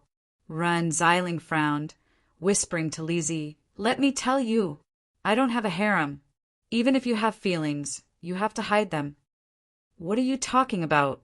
Lizzie didn't know whether to cry or laugh and said with a smile, I mean, when I look at Luaccio now, I feel he's like a parent. Yes, you're right. Run Xiling patted the table in agreement and said with surprise, This guy is like an old man. He doesn't know how to laugh. Should I just leave? Boss Luo was trying to think of a suitable reason. He was not used to this kind of occasion with so many people.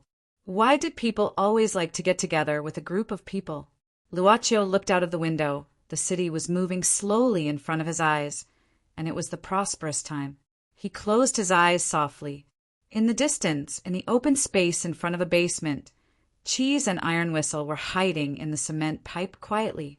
Only Cheese was talking, and Iron Whistle was listening. But time seemed to pass quickly.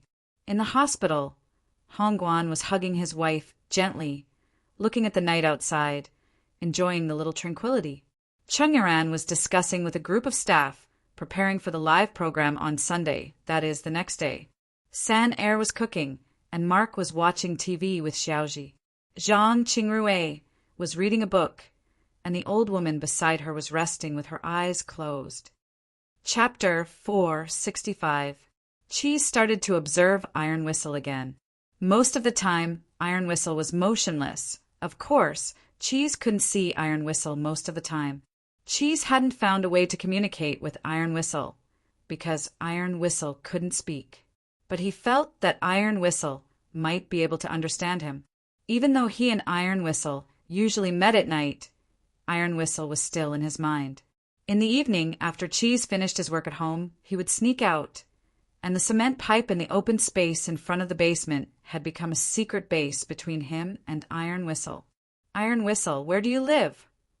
Iron Whistle, where do you go during the day? Do you hide here all the time? Iron Whistle, where do you come from? Why do you look so weird? Where's your family? Cheese had a lot of questions.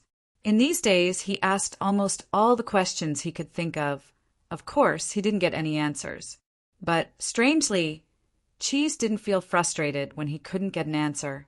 Instead, he became more curious about Iron Whistle. Where did he come from? Why did he save him? He seemed to be able to respond to the whistle. Was it a coincidence? By the way, don't you eat anything? Cheese suddenly asked Iron Whistle at this time. He hadn't seen Iron Whistle eat anything since he saw the scene of Iron Whistle swallowing the rat monster in the basement of the supermarket a few days ago. Of course, it was possible that Iron Whistle had eaten in the daytime when he couldn't see it. After the initial panic, Cheese found that he wasn't too afraid of the scene that day. Maybe it was because he was also a monster. Since he was young, Shiyu had taught him about the law of the jungle in the monster world, so Cheese was surprisingly receptive to it. Or maybe he just subconsciously felt that Iron Whistle wouldn't hurt him. Do you want to try this? Cheese fished out several pieces of jerky from his pocket and tried to deliver them to Iron Whistle. Iron Whistle stared at Cheese without any reaction. No! Iron Whistle had a reaction that Cheese didn't know about. Iron Whistle's flexible tail was moving on the ground. It moved to Cheese's back and lifted up silently. At the same time, at the very end of the tail, something as thin as a steel needle suddenly popped out. It looked like the tail of a scorpion. This extremely sharp little needle was slowly inching towards the back of Cheese's neck. It seems that you don't like to eat these. Cheese took back the jerky in disappointment. He rested his chin on his hands and looked at Iron Whistle again. Closer, closer, closer. This scorpion-like tail. At this moment, Iron Whistle's eyelids blinked rapidly, making a clear sound like a pebble hitting the cement road. Cheese suddenly felt something behind him and turned around subconsciously. The moment he turned around, his vision blurred. All he saw was a thick and long object shooting out of the darkness and out of the cement pipe. Iron Whistle's tail could also extend rapidly. It was much longer than what it looked like. Cheese couldn't help but marvel at Iron Whistle's ability. Then, Iron Whistle's tail came back from outside. At the end of its tail, there was a wild cat with black fur curled around it. The wild cat's body was completely stiff. At the same time, Cheese found that there seemed to be a small thing in Iron Whistle's tail that pierced into the wild cat's body. Iron Whistle caught a passing wild cat from outside at a very fast speed. Then it lowered its head and started to eat the wild cat. "Do you like to eat these?"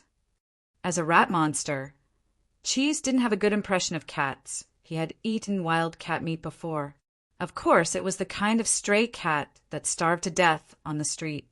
Shuyu used to bring such delicious food back occasionally, and the whole family ate happily. It's late. My mom is about to get up. I have to go back." Cheese looked at the time and quickly climbed out of the cement pipe. "Iron Whistle, I'll come to see you tomorrow." Iron Whistle didn't seem to hear him, and just ate the fresh meat bit by bit. Maybe it wasn't enough. The dinner lasted from 7 p.m. to 9:30 p.m. Ren Xiling didn't get anyone drunk, but she leaned on the table and made a sound of snoring. Subeditor didn't know that she was the only ordinary person at the table. She thought she was the best drinker here. "Actually, Sister Rin has booked a room for you." When Luocio took care of Ren Xiling expressionlessly, Lizzie whispered something that Boss Luo thought was unreasonable but expected. Louis Yun might have heard Lizzie's words. The girl's hearing was better than ordinary people. As for her eyesight, it was also better than ordinary people. Feeling Luocio's gaze, Louis Yun quickly pretended to look at this VIP restaurant. But she soon found there was nothing to look at. So she smiled embarrassedly. She booked a room? The little girl probably knew why that was the case. As expected, she was still a little thin-skinned. Her ears immediately turned red. "I remember there's a curfew in the university. You can't go back to the dormitory at this time." Luocio suddenly asked. Louis Yun gave a start and found a problem. It was indeed a problem. As a student from a small town, she naturally chose the ordinary dormitory. It's all my fault. I forgot the time when I was too happy." Louis Yun asked anxiously, "Well, can I go back in time?" "Probably not." Luocio shook his head, saying indifferently, "Anyway, you've booked a room. You can stay here tonight." Louis Yun opened her mouth, saying subconsciously, "But isn't it Sister Ren's?" In the end, the little girl was still a little shy and couldn't say that this was for getting a room. But Luocio, who had been the club boss for some time, had enough demeanor to deal with these things. "It's okay. Just take it as an apology for getting drunk," Luocio said softly. "Don't have any psychological burden. It's not a big deal to stay here for one night." "Well, okay." The girl couldn't help but follow the mysterious young man's words, and was willing to accept his suggestion.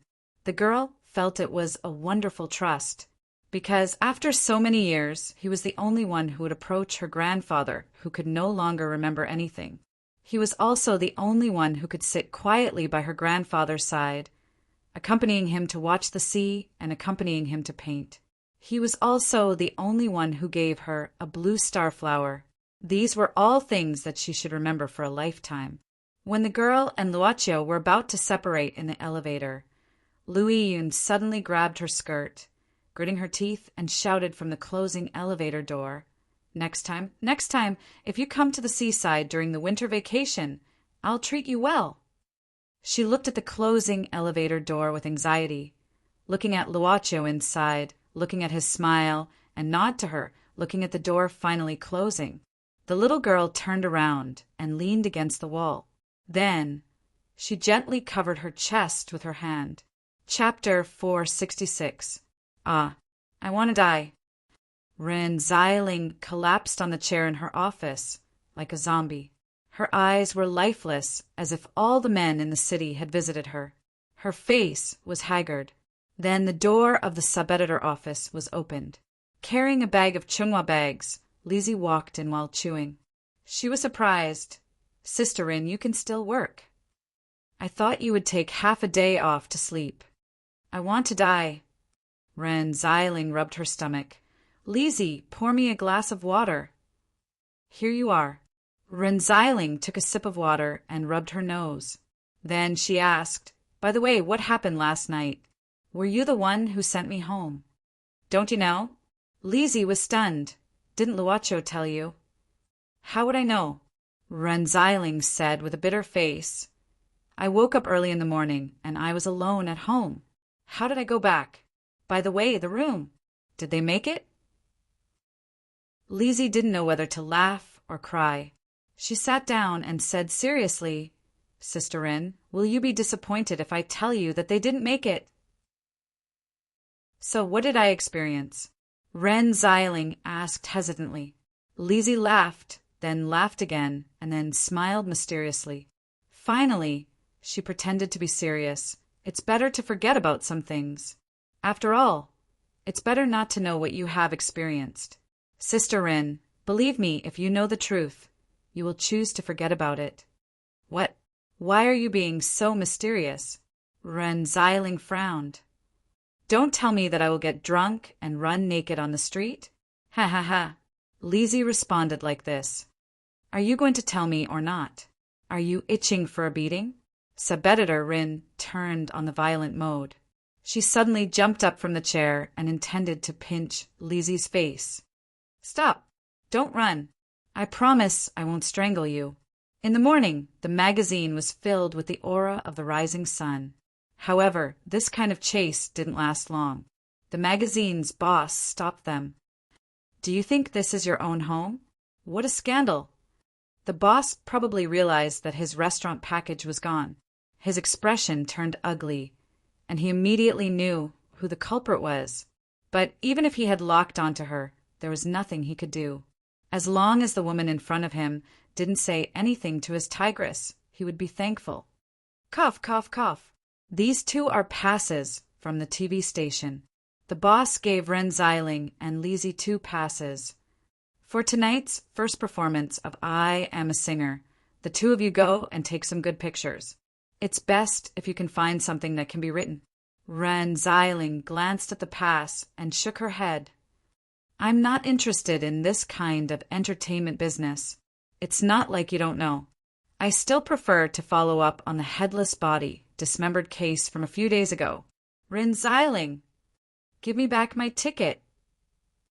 Lizzie, pack up. Let's go. Coordinates. TV station. The boss looked at Renziling, leaving in a hurry. He suddenly showed a smile. Little girl, I know your moral integrity is negative. Ma Howd was called to one of the rooms of the forensic department by Old Cheen. Old Cheen, if you want to tell me the results of the autopsy, why don't you just tell me?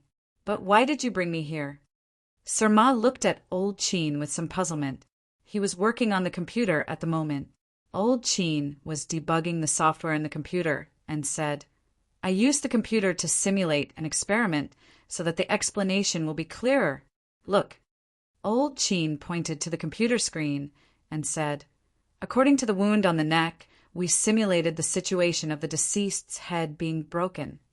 What is the murder weapon? Ma Howd suddenly became spirited. Old Cheen didn't say anything. He just clicked on the start. On the computer's simulated image, the cross-section of the deceased's neck was carefully deduced.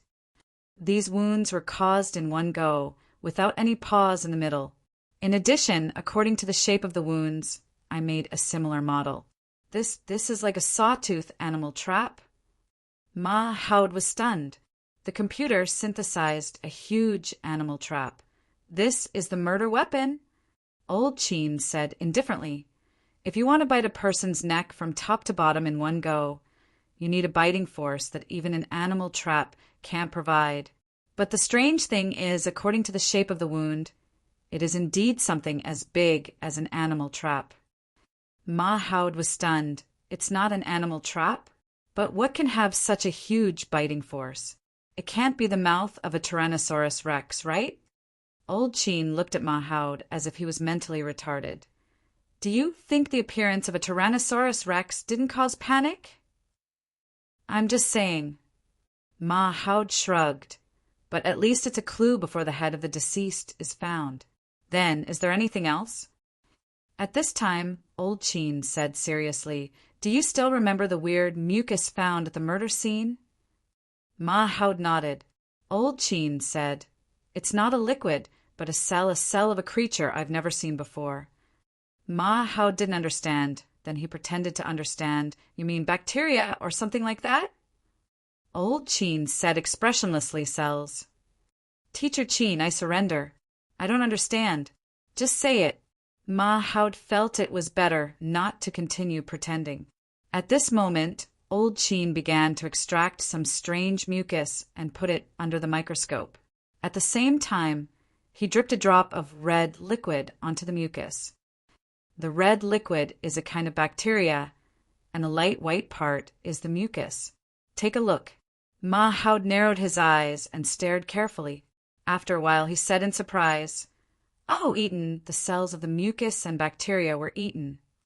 "It's devouring." Old Cheen said seriously, "In addition, I used almost all the bacteria I could find, and the result was the same. No matter what it was, the mucus cells could devour it."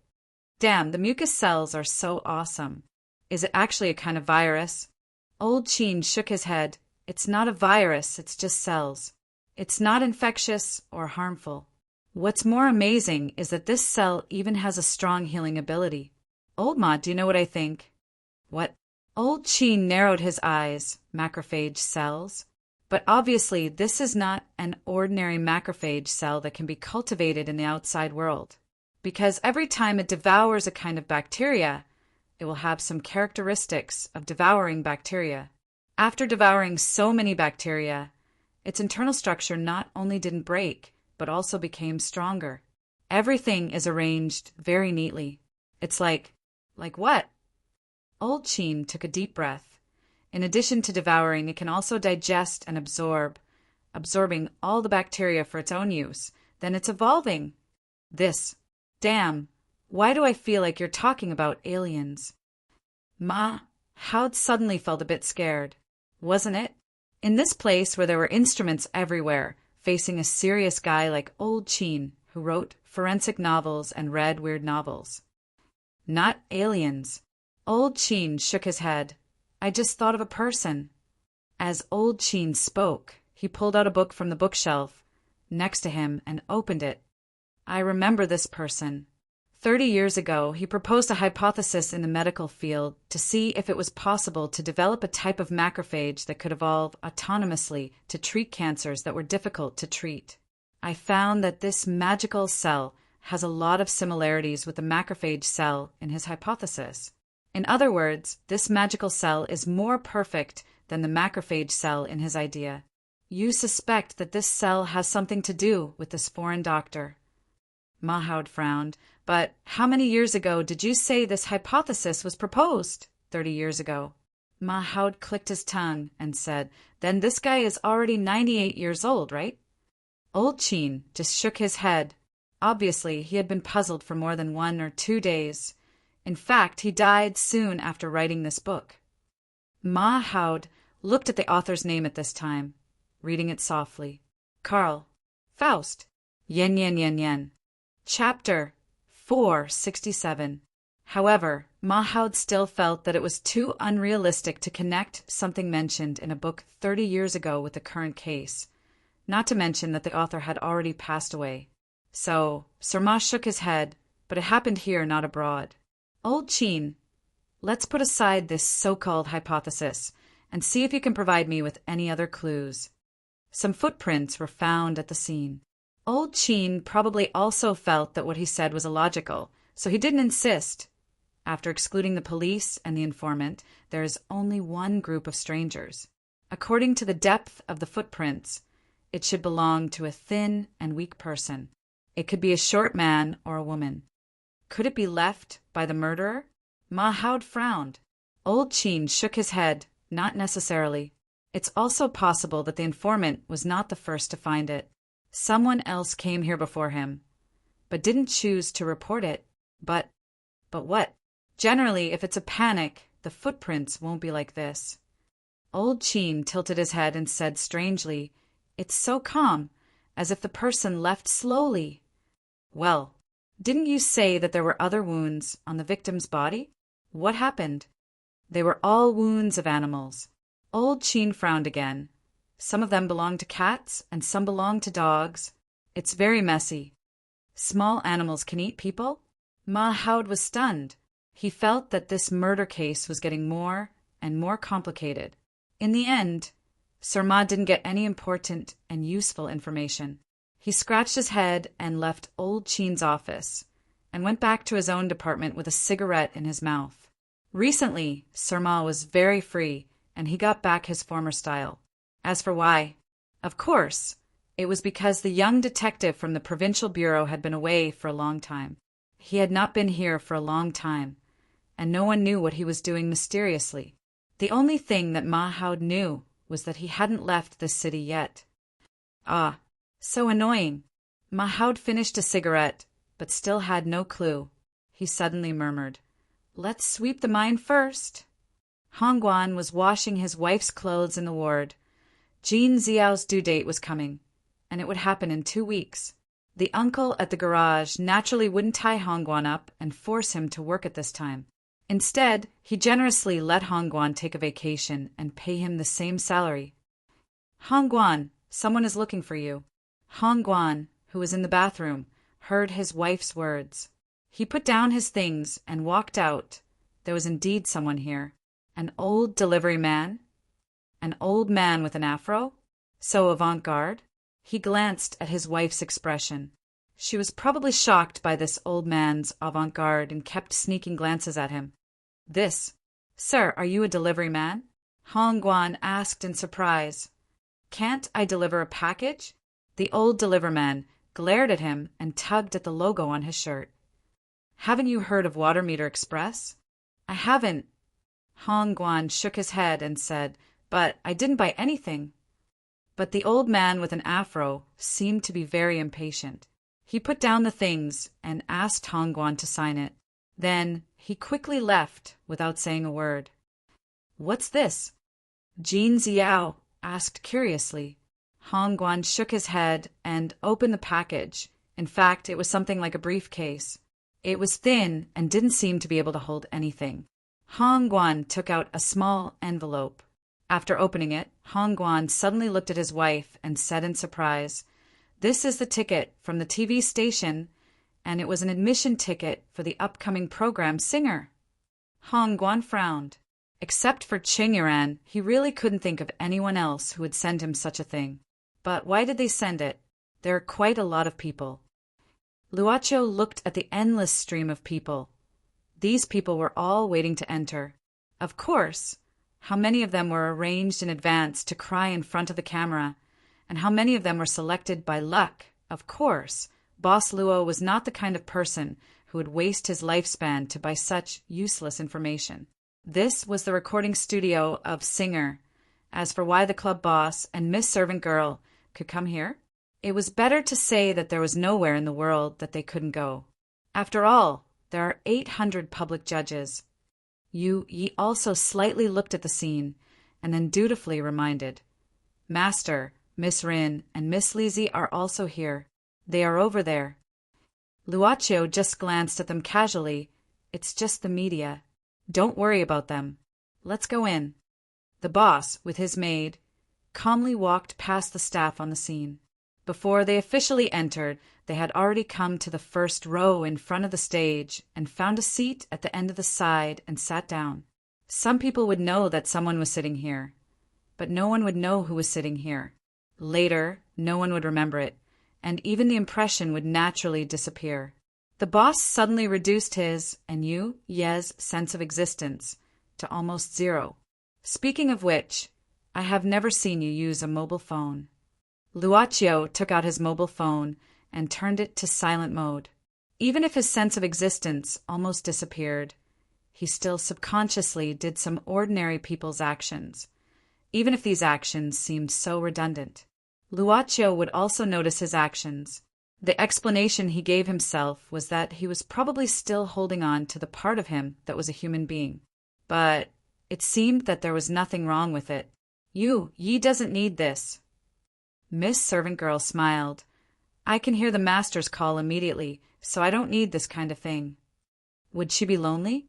Luocio suddenly thought of this in his heart. He would think of the picture of you sitting alone in the club. The lights had been dimmed or even extinguished, but she sat there quietly, straight, hands folded on her legs, eyes closed, just to wait for someone to come, and then opened her eyes again.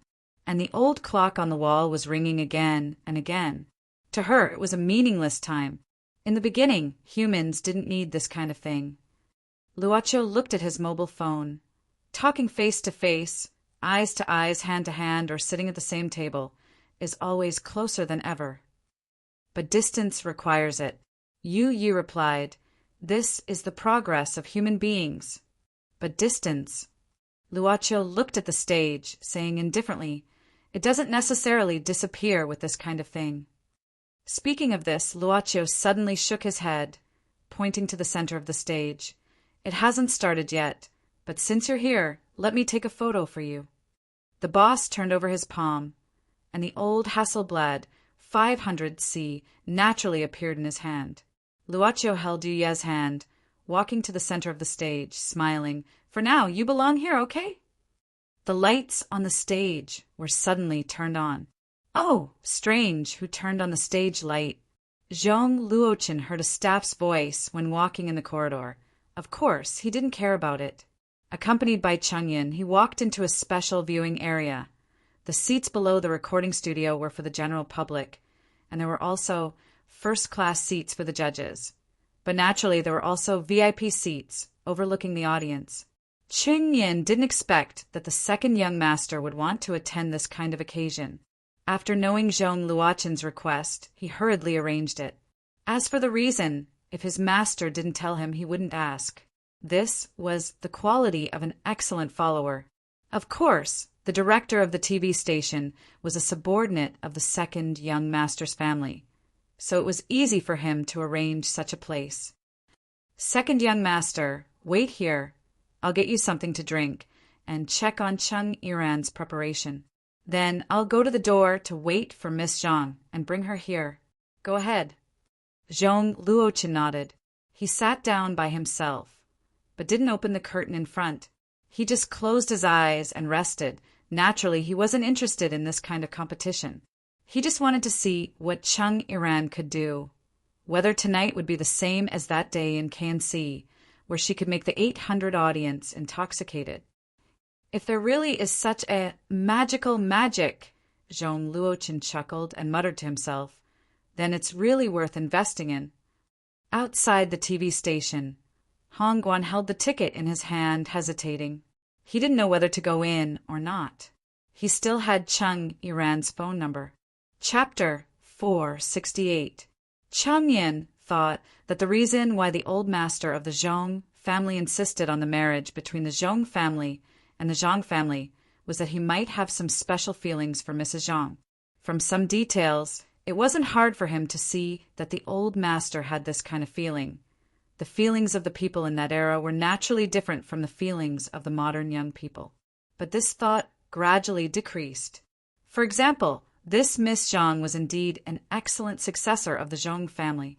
The assets behind the Zhang family were hard to calculate, and the count books on the surface couldn't be taken seriously. But it was still incomparable to the rich people in the country. It was the first time for him to see the only successor of such huge hidden assets, wearing clothes that cost more than 10 yuan and driving a Volkswagen that cost more than 100,000 yuan. The old master had endured hardships and experienced the Great Famine. Later on, he joined the army and was very frugal all his life. Perhaps the old master really liked such a junior. "Miss Zhang, you're here." After Zhang, Qingrui parked the car on the avenue outside the TV station. Changyin hurriedly walked up. "Second young master is waiting for you inside." "Then let's go." Zhang, Qingrui nodded. "Can I go in from the side door?" "Don't worry, I've prepared everything." Qingyun nodded and said, "Please follow me." He knew that Zhang Qingrui didn't like to appear in front of people, especially when many famous singers gathered in the TV station tonight. The entrance was already full of cameras and fans of these singers. "I may leave earlier." Zhang Qingrui lowered her head and said softly, I'll go to the hospital to accompany my grandma later. I'll check the newcomer that the company wants to promote this time. This was the entertainment company under the new collective of the Zhong family and the Zhang family. Zhang Qingrui's shares in Feiyun Entertainment were almost the same as Zhong Luoqin's, and the rest were the shares of the new group. After all, it was a company that she had invested in, so even though she didn't have much interest in it, she couldn't just ignore it. It was unreasonable for her to ignore it. Zhang Lilinfang didn't announce her engagement with the Zhong family at her birthday party last time, which was already a concession. She didn't mention it again after that. The two families had been keeping a vague and ambiguous attitude on this issue. Therefore, Zhang Qingrui knew that she couldn't ignore the new company. It was her way of repaying her grandma. Her grandmother, on the other hand, had been in low spirits ever since the birthday banquet. She would be absent-minded for no reason. She used to be in charge of the Zhang family's business in an orderly manner, but recently she had paid less attention to it. But what made Zhang Qingrui feel strange was that Zhang Lilinfang's current appearance was a little different. An ordinary grandmother with a lot on her mind. Thinking of this, Zhang Qingrui followed Qingyun into the TV station through a special passage. Wait, this doesn't seem to be the way to the studio. Zhang Qingrui suddenly stopped. Chang Yin immediately put on a smiling face and said, Miss Zhang, of course we have VIP seats. Young master knows that you don't like to show off, so he asked for a quiet room. Don't worry, no one will disturb us. Okay. Zhang Qingrui nodded. She didn't have a good impression of Zhong Luoqin, nor did she hate him. She just didn't want to get close to him. At least, she wouldn't talk too deeply with him. She always felt that there was nothing in this almost perfect man, just a piece of nothingness. He had drawn an almost perfect skin, but was there any bone inside? Wait a minute. Zhang Qingrui stopped again. Then, under Chang Yan's surprised gaze, she walked towards the corner of the corridor, where two people were standing at this moment. Two women. Chang Yan had a good memory. If not, how could he fight his way through thousands of people and follow Zhong Luoqin's footsteps? He immediately recognized one of the two women. He had seen her before, and he had done some research on her. Several months ago, Zhong Luoqin came to the city and met her in Guyuzhai, which was run by Zhang Qingrui. He remembered that this woman was called Ran Xiling, the deputy chief editor of a good magazine. Hello, Miss Rin. At this moment, Ran Xiling, who was squatting on the ground and fiddling with the backpack with Li Zi, was stunned and subconsciously looked up. Miss Zhang, it's you, long time no see. Rin Xiling not only interviewed this young woman in charge of the antique shop, but also knew that she was the only classmate of her baby. Therefore, Rin Xiling became enthusiastic. Why are you here? Zhang Qingrui smiled. I'm just here to have a look. Oh, Rin Xiling nodded. Well, I've seen the information of Feiyun Entertainment. I remember your name is on the top management. Are you here to see the super newcomer of your company? Zhang Qingrui nodded. Miss Ren's sense of touch is so sharp. Of course. I rely on this to make a living. I see that you guys are also here for the show later, right? Yes. Rin Xiling sighed. It's a task from the boss. I can't help it. I don't mean anything. I'm just not interested in it. Zhang Qingrui shook her head. Well, what's the problem? I just saw you and your colleague discussing something. Ren Xiling rolled her eyes and said, It's nothing. It's just that the arrangement here is a little different from the original plan. I just had a quarrel with the program crew. Zhang Qingrui nodded. Suddenly, she turned her head and looked at Cheng Yun, who had walked over and stood behind her cautiously. Cheng Yun, can you help Miss Ren with anything? Okay. Chang Yun hurriedly nodded and said, I'll communicate with the program group. I'll definitely arrange the best seat for Miss Ren. Wow, how can you accept it? Sister Ren, you obviously want to accept it. Lizzie, who had seen through everything, took out a bag of steamed buns, and ate them. It's okay. I'm happy to help others. Zhang Qingrui smiled. I was taken care of by Luoqiu before. Seeing Changyin leaving hurriedly, she guessed that Changyin was going to contact the staff. She suddenly asked, by the way, is Luoqiu? How is he recently? Pretty good. He can eat, sleep, and make fun of me. Ren Xiling said subconsciously, but then she felt something was wrong, asking curiously, Hey, aren't you classmates? You see each other every day. Why are you asking me? Zhang Qingrui was stunned. We didn't see each other often. I heard he quit school, and we haven't seen each other since the summer vacation. Quit school? Miss Ren, you seem to be... Zhang Qingrui frowned. Don't you know? Haha, how can I not know? Ren Xiling laughed. Of course I know. Aha, he's fine. Thanks for your concern. Of course I know. Shit. Luoqiu, you're dead. Why is the boss here? Why is the most evil maid in the club here? Most importantly, I've been here for a long time. Only the boss knows the whereabouts of the Black Soul envoys, but the Black Soul envoys don't know the boss's whereabouts. So did the boss know what I did behind the scenes, so he came to check on me? This made Tei Yinzi, who was preparing to make a big news, very sad. After watching the spotlights in the studio, he happily rolled over to greet the boss. Master, why are you here? The boss, who had just finished a set of photos for Yi, seemed to be in a good mood, joking. If I'm here to check on you, will you be happy? Yes, yes. Tei Yinzi's body stiffened. I am. Who is? I'm so grateful. I'm so excited. It's like a fairy entering my body. 3 flowers gathering above my head, ascending to immortality. F***CK. I don't know what you're talking about. Then sit down. Luoqiu just waved his hand. In addition to Qingran, there's also a singer I used to like. Since you're here, you can accompany me. Yes, sir.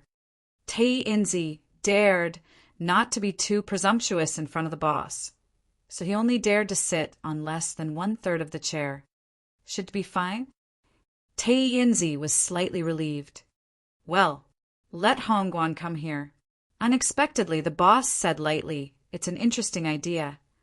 Chapter 469. Tei Yinzi sat down. He wanted to say something, but stopped on second thought. Luoqiu looked at him, thinking about what kind of role this old Taoist was in his sect 500 years ago, but he didn't say anything. Master, do you want something to drink? Tei Yinzi said suddenly, but he regretted it as soon as he spoke. He clearly felt the gaze from Miss Servant Girl. It was sharp and playful, deep blue, taking care of the master's food and living. I really don't want to steal your job. Don't look at me like that. Tei Yinzi suddenly shivered. I'm not thirsty. Luoqiu looked at Tei Yinzi's restless appearance. He knew what was going on. He chuckled, as if encouraging him. Tei Yinzi, do you still remember the Jianghu that belonged to you 500 years ago? Tei Yinzi was stunned. After being stunned for a while, he obviously fell into deep thought. 500 years ago, the Jianghu that belonged to him? What was it like? Tei Yinzi seemed to see thousands of mountains and rivers in a trance that was the Jianghu from a very long time ago. The 3 members of the club then quieted down. Miss Servant Girl was used to waiting, and the boss would enjoy the process of waiting. And Tei Yinzi of Onyx, Soul, might also be waiting for something. The makeup artist was busy dressing up Changyaran in a separate room provided for the singers backstage. According to the rules of the program, the order of the singers was decided by the audience's votes. The more votes the singer had, the more anticipated he would be the last singer to appear on the stage. Changyaran was the first one to appear, but Li Zifeng said it was okay because he believed that Changyaran could conquer everyone's ears at the beginning. You've already come this far. Don't think about anything now. Li Zifeng pressed Chang Yiran's shoulder, looking at him in the mirror. Wait a moment. Burst out all your energy. From tonight on, let everyone remember your name.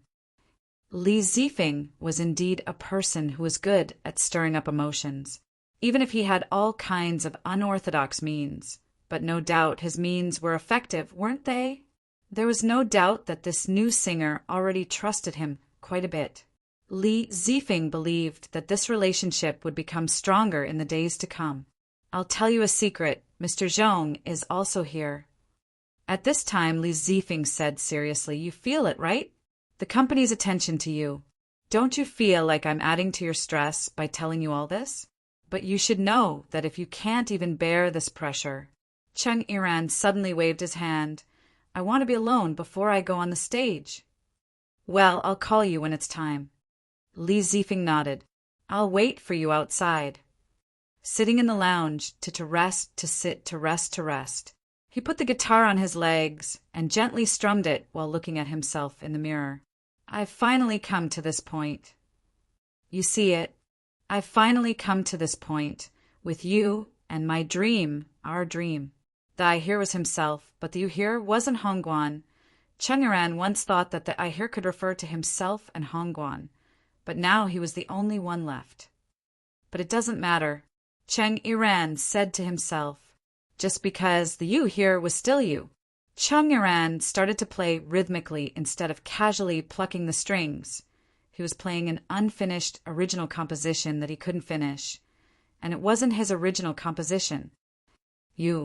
Can you hear it? Today he intended to finish it. Ooh, you see it too? Yiran, he's going to go on the stage, the first one.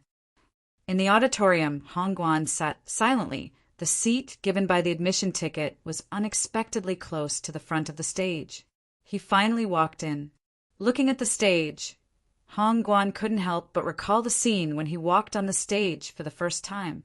Of course, the stage at that time couldn't be compared with this one. It was just a small place in the alley of the old capital, a small pub. That year, several young people who were still pursuing their music dreams formed a band. They were not afraid of heaven or earth. They didn't even have their own posters. Their first performance was on the blackboard at the entrance of the pub, where the name of the band and the price of the ticket were simply written. Hongguan clearly remembered that only 5 tickets were sold for the first performance, 50 yuan each. It was even less than their meal for a day. However, this first performance could be remembered by him for a lifetime. Shouldn't we remember those who performed with dreams, our beginning? Time flew. Hongguan couldn't hear clearly what the host on the stage said, but he suddenly heard a lot of applause. He knew that Cheng Yiran was going to go on the stage. This kind of warm applause was probably due to the host's contribution. But Hongguan thought that Feiyun Entertainment probably also had a share. 7 or 8 young people sat in the front of the stage, holding a fluorescent sign with Cheng Yiran's name in their hands. Have they already developed a fan club? That's really fast. But obviously, they haven't really released an official single. Let's welcome our first singer, Cheng Yiran. The host generously pointed to the passage where the singer walked out. In the end, can this newcomer explode with great energy and conquer all of us? Let's welcome her. In the center of the stage, a figure appeared in the passage. When the magnesium light shone, Hongguan saw this familiar yet strange face, but he thought that Cheng Yiran couldn't see him because he was sitting in a dark place. The stage was between the brilliance and the dimness, and the stage was also between 2 different worlds. Cheng Yiran didn't wave to any audience here. She simply carried the guitar and walked out like this. The scene was quiet, but Cheng Yiran seemed to be quieter than everyone here. He just silently plugged the electric guitar into the sound effect and hung up. Closing her eyes, she stood alone in front of the towering microphone. The audience was still silent, unusually silent, because looking at Cheng Yiran's appearance, she seemed to be planning to solo here. Where were the musicians? There was no bass, no drummer, and no electric guitar player. And the music director was also stunned. A singer like this, who reported her performance, naturally didn't need to use the music on the spot. But this newcomer just came up alone. What's the matter? Li Zifeng watched from below the stage and couldn't help but frown. He quickly made a phone call. Why is Cheng Yiran the only one on stage? Where are the other musicians? Producer Lee, when it was time to go on stage, Mr. Chung asked us to leave and said that we were not needed. What? Li Zifeng almost had an impulse to throw the phone away. He subconsciously said angrily, "What does he want to do? He only has a guitar. What is he going to do?" We don't know, we're all so angry. Is he kidding us? Wait a moment. Li Zifeng took a deep breath. What he needed to do most was to deal with the crisis. But the problem was, Chung Yiran was already on the stage. If he suddenly stopped, his face would be too ugly. Is this Chung Yiran? On the special seat above the studio, Zhang Qingrui looked at the center of the stage through the open curtain, looking at this man who should have already left the impulsive age of youth. Chung Yiran didn't leave a deep impression on Zhang Qingrui based on his appearance, but the way he came up alone made her feel quite strange. Didn't you say that he is a rock singer? Zhang Qingrui asked curiously. Is the first song a solo? Qingyan? Zhong Luochen just asked indifferently. Chung Yin hurriedly said, Second young master, this is not what we planned. According to the plan, he should sing a single here. We have invited the best songwriters to tailor the songs for Chung Yiran. Well, there might be some misunderstandings in the process. Do you want me to communicate with the program group now? No need. Zhong Luochen shook his head, saying indifferently, Let's see what he is going to do. Zhang Qingrui glanced at Zhong Luochen indifferently, then raised the binoculars in her hand, and then swept to the front of the stage again. The round lenses infinitely narrowed the distance between her sight and the stage. But at the moment of moving, Zhang Qingrui suddenly stopped. What did she see? In the first row, she saw her amazing classmate. Zhang Qingrui suddenly put down the binoculars in her hand, frowning. She did it very lightly. At least she was sure that it didn't attract the attention of Zhong Luochen and Qingyan. Zhang Qingrui's heart moved at this moment. When she raised the binoculars again, her eyes converged on that position again, but she didn't see anything. Was she dazzled? At this moment a voice sounded. Chung Yiran's voice. There is a girl. She likes rock more than anyone else. There is a girl. She left an unfinished song for me. This night I plan to finish it. The plectrum lightly swept over the guitar. The crisp tone was like a pair of magical hands, gently grasping the hearts of the audience. Chung Yiran slowly opened his eyes. I wrote the lyrics myself. Maybe it's not good, but I give it to you again. This is Xiaoming's song. Chapter 470. Her name was Xiaoming, the only girl in the band. Zhou Sigang claimed to be a girl from the northeast, a petite girl. Hong Guan felt that she was very rebellious, but Chung Yiran liked her uniqueness. It could be said that from the beginning, he was attracted by the wildness of this petite girl. But in fact, regardless of whether she was rebellious or unique, everyone should be grateful to be able to meet each other in the vast sea of people. This girl came to the capital even earlier than Hong Guan and Chung Yiran. Their meeting began on the streets. That year it snowed. Chung Yiran and Hong Guan were performing on the street behind a university. The two of them shouted, but they didn't earn much applause, let alone much money, because the passers-by had too many choices, and they were surrounded by people like them. Because there were too many people like them in this place. There were really a lot. Before it snowed in the rented small rental house, Hong Guan was gnawing on bread, and Chung Yiran was eating braised beef instant noodles that almost numbed his taste buds. The two of them were still warming themselves by the charcoal fire. Hong Guan suddenly said that they had no money and only had 83 yuan left. Chung Yiran said, Let's go to the street and have a look. It was that kind of day, on a snowy day, that they met this petite girl. Her hair was dyed purple, and it was almost as short as a board cut. Chung Yiran remembered the thin earring on the girl's left ear, and there was nothing on the other side. He felt that she might have been born as a weirdo, and the facts seemed to prove this point. I like your music. That was the first sentence that Xiaoming said to them. Do you want to join my band? I will provide food and accommodation. and you will take care of yourself. And this was the second sentence that Xiao Meng said to the two of them. Including herself, there were only 3 people in Xiao Meng's band. Including Cheng Yiran and Hongguan, it suddenly became 5 people. Cheng Yiran later found out that the other 2 members of the band were also picked up by Xiao Meng on the street. This girl had more vitality than men. Later, Cheng Yiran found out that Xiao Meng was not a girl born and raised in the Northeast. She was born in Beijing, and her father was an authentic Northeastern man.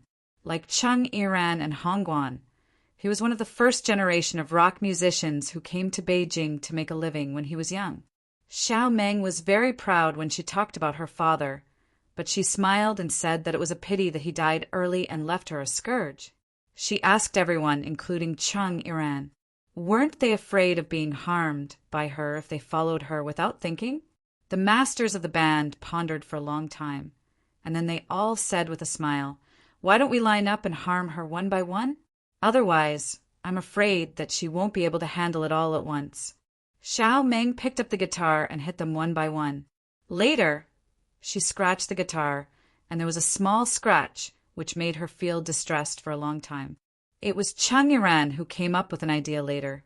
She carved the word Tian on this scratch, and then carved Hai, Quang, Kong, and Fei on the instruments of the other members. Well, because Fei was unnecessary, Xiao Meng smiled through tears. Every day they had an unprecedented drive and vision, talking about all the possibilities from day to afternoon to night.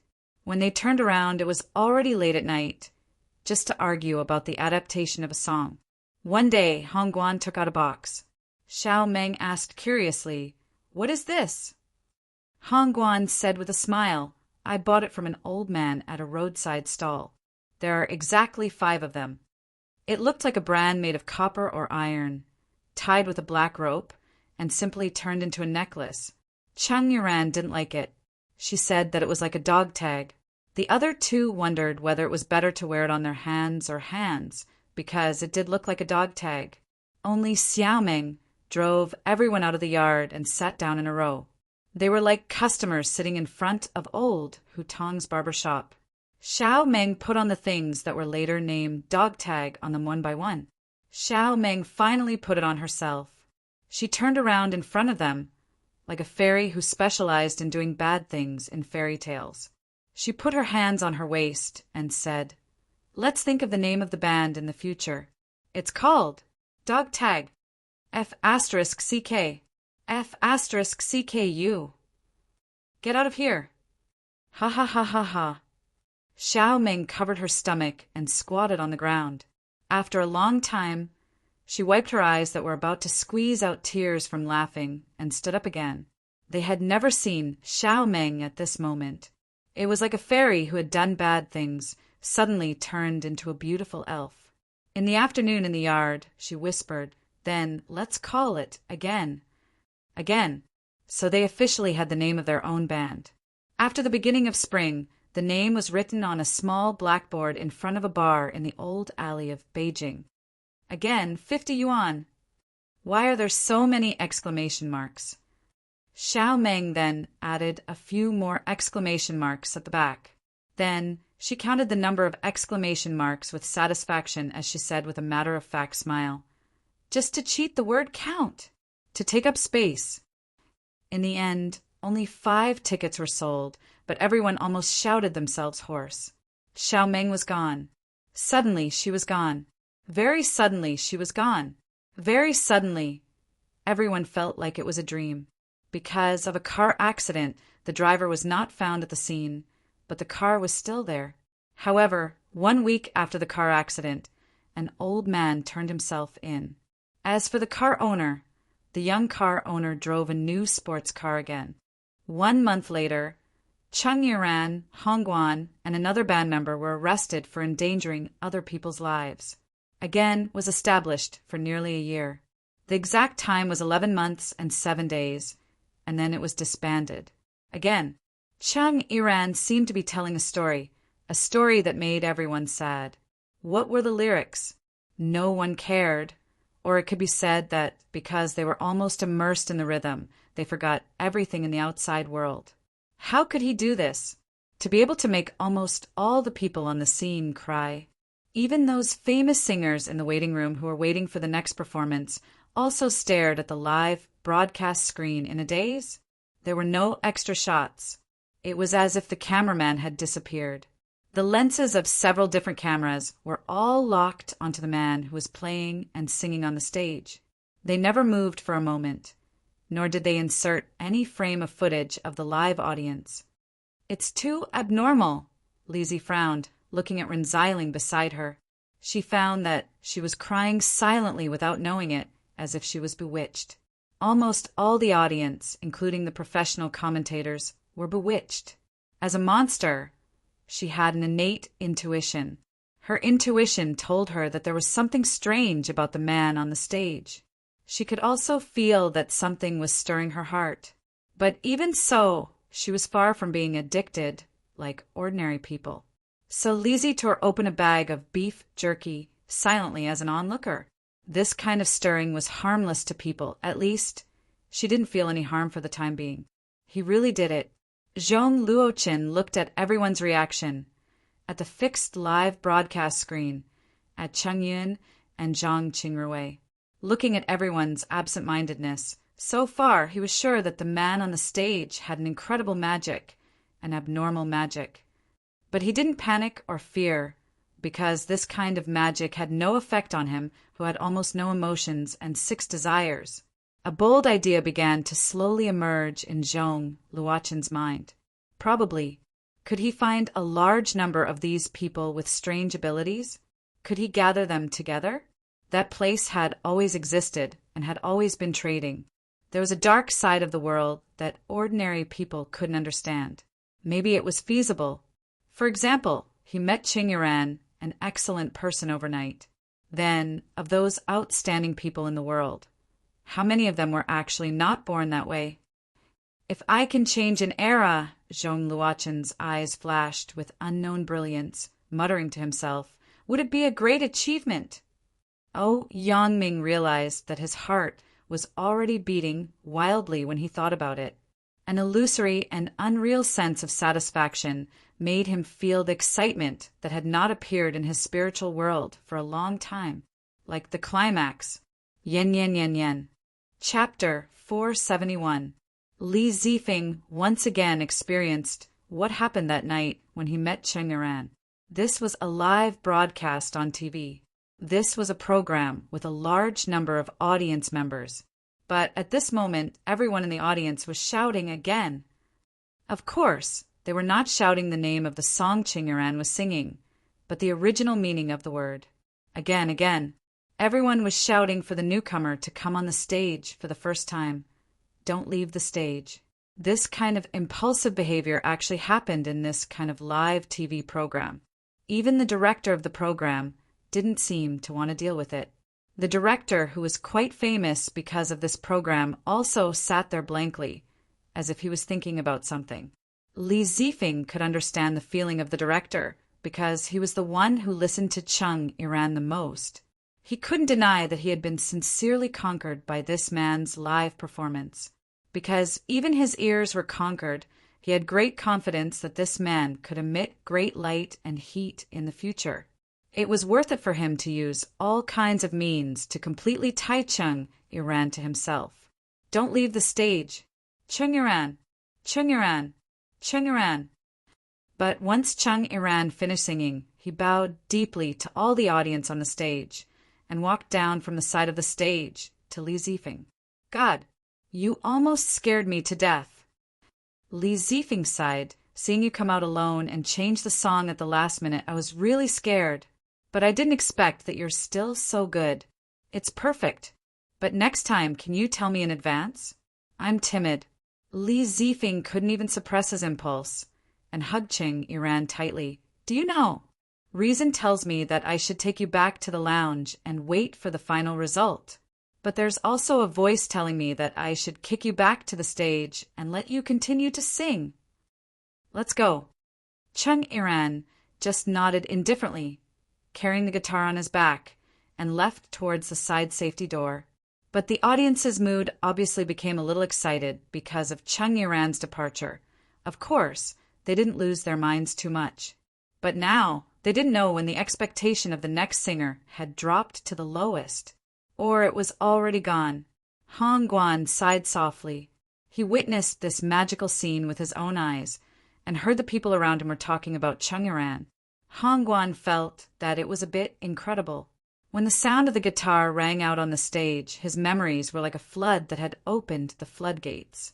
They rushed recklessly in his mind, as if bringing him directly back to many years ago. The days and nights of 11 months and 7 days were constantly rotating in his mind. However, even though he listened attentively, he wasn't as immersed in the music as the live audience. Yiran's singing has really improved a lot. Han Guan slowly recalled Chung Yiran's performance on the stage a few minutes ago and suddenly showed a smile. Moreover, his guitar skills are still as good as before. Han Guan took a deep breath. Unlike the other audience, who were still reluctant to part with Chung Yiran, he quietly left his seat. No one noticed his departure because the audience's mind was still on Chung Yiran, the newcomer. Han Guan directly left the TV station without any pause. The next performance might be wonderful, but his mind was not here. He would rather go back to the hospital to accompany his wife. He was also abiding by the agreement he signed. Han Guan suddenly felt that the reason why this ticket was sent to him was probably that Chung Yiran wanted to tell him something. He didn't forget the original agreement, but you have given up. Now the stage is between us. Between us. Xiaoming, Yiran has done it for you. Han Guan looked back at the TV station, and then looked at the night sky, and suddenly smiled again. Are you also listening on the stage? He suddenly didn't hate Qing Yiran for asking Li Zifeng to negotiate with him. At this moment, he looked up at the sky and took a deep breath. Because it's not you who left us, but I also left you in the end. Only Yiran is still here.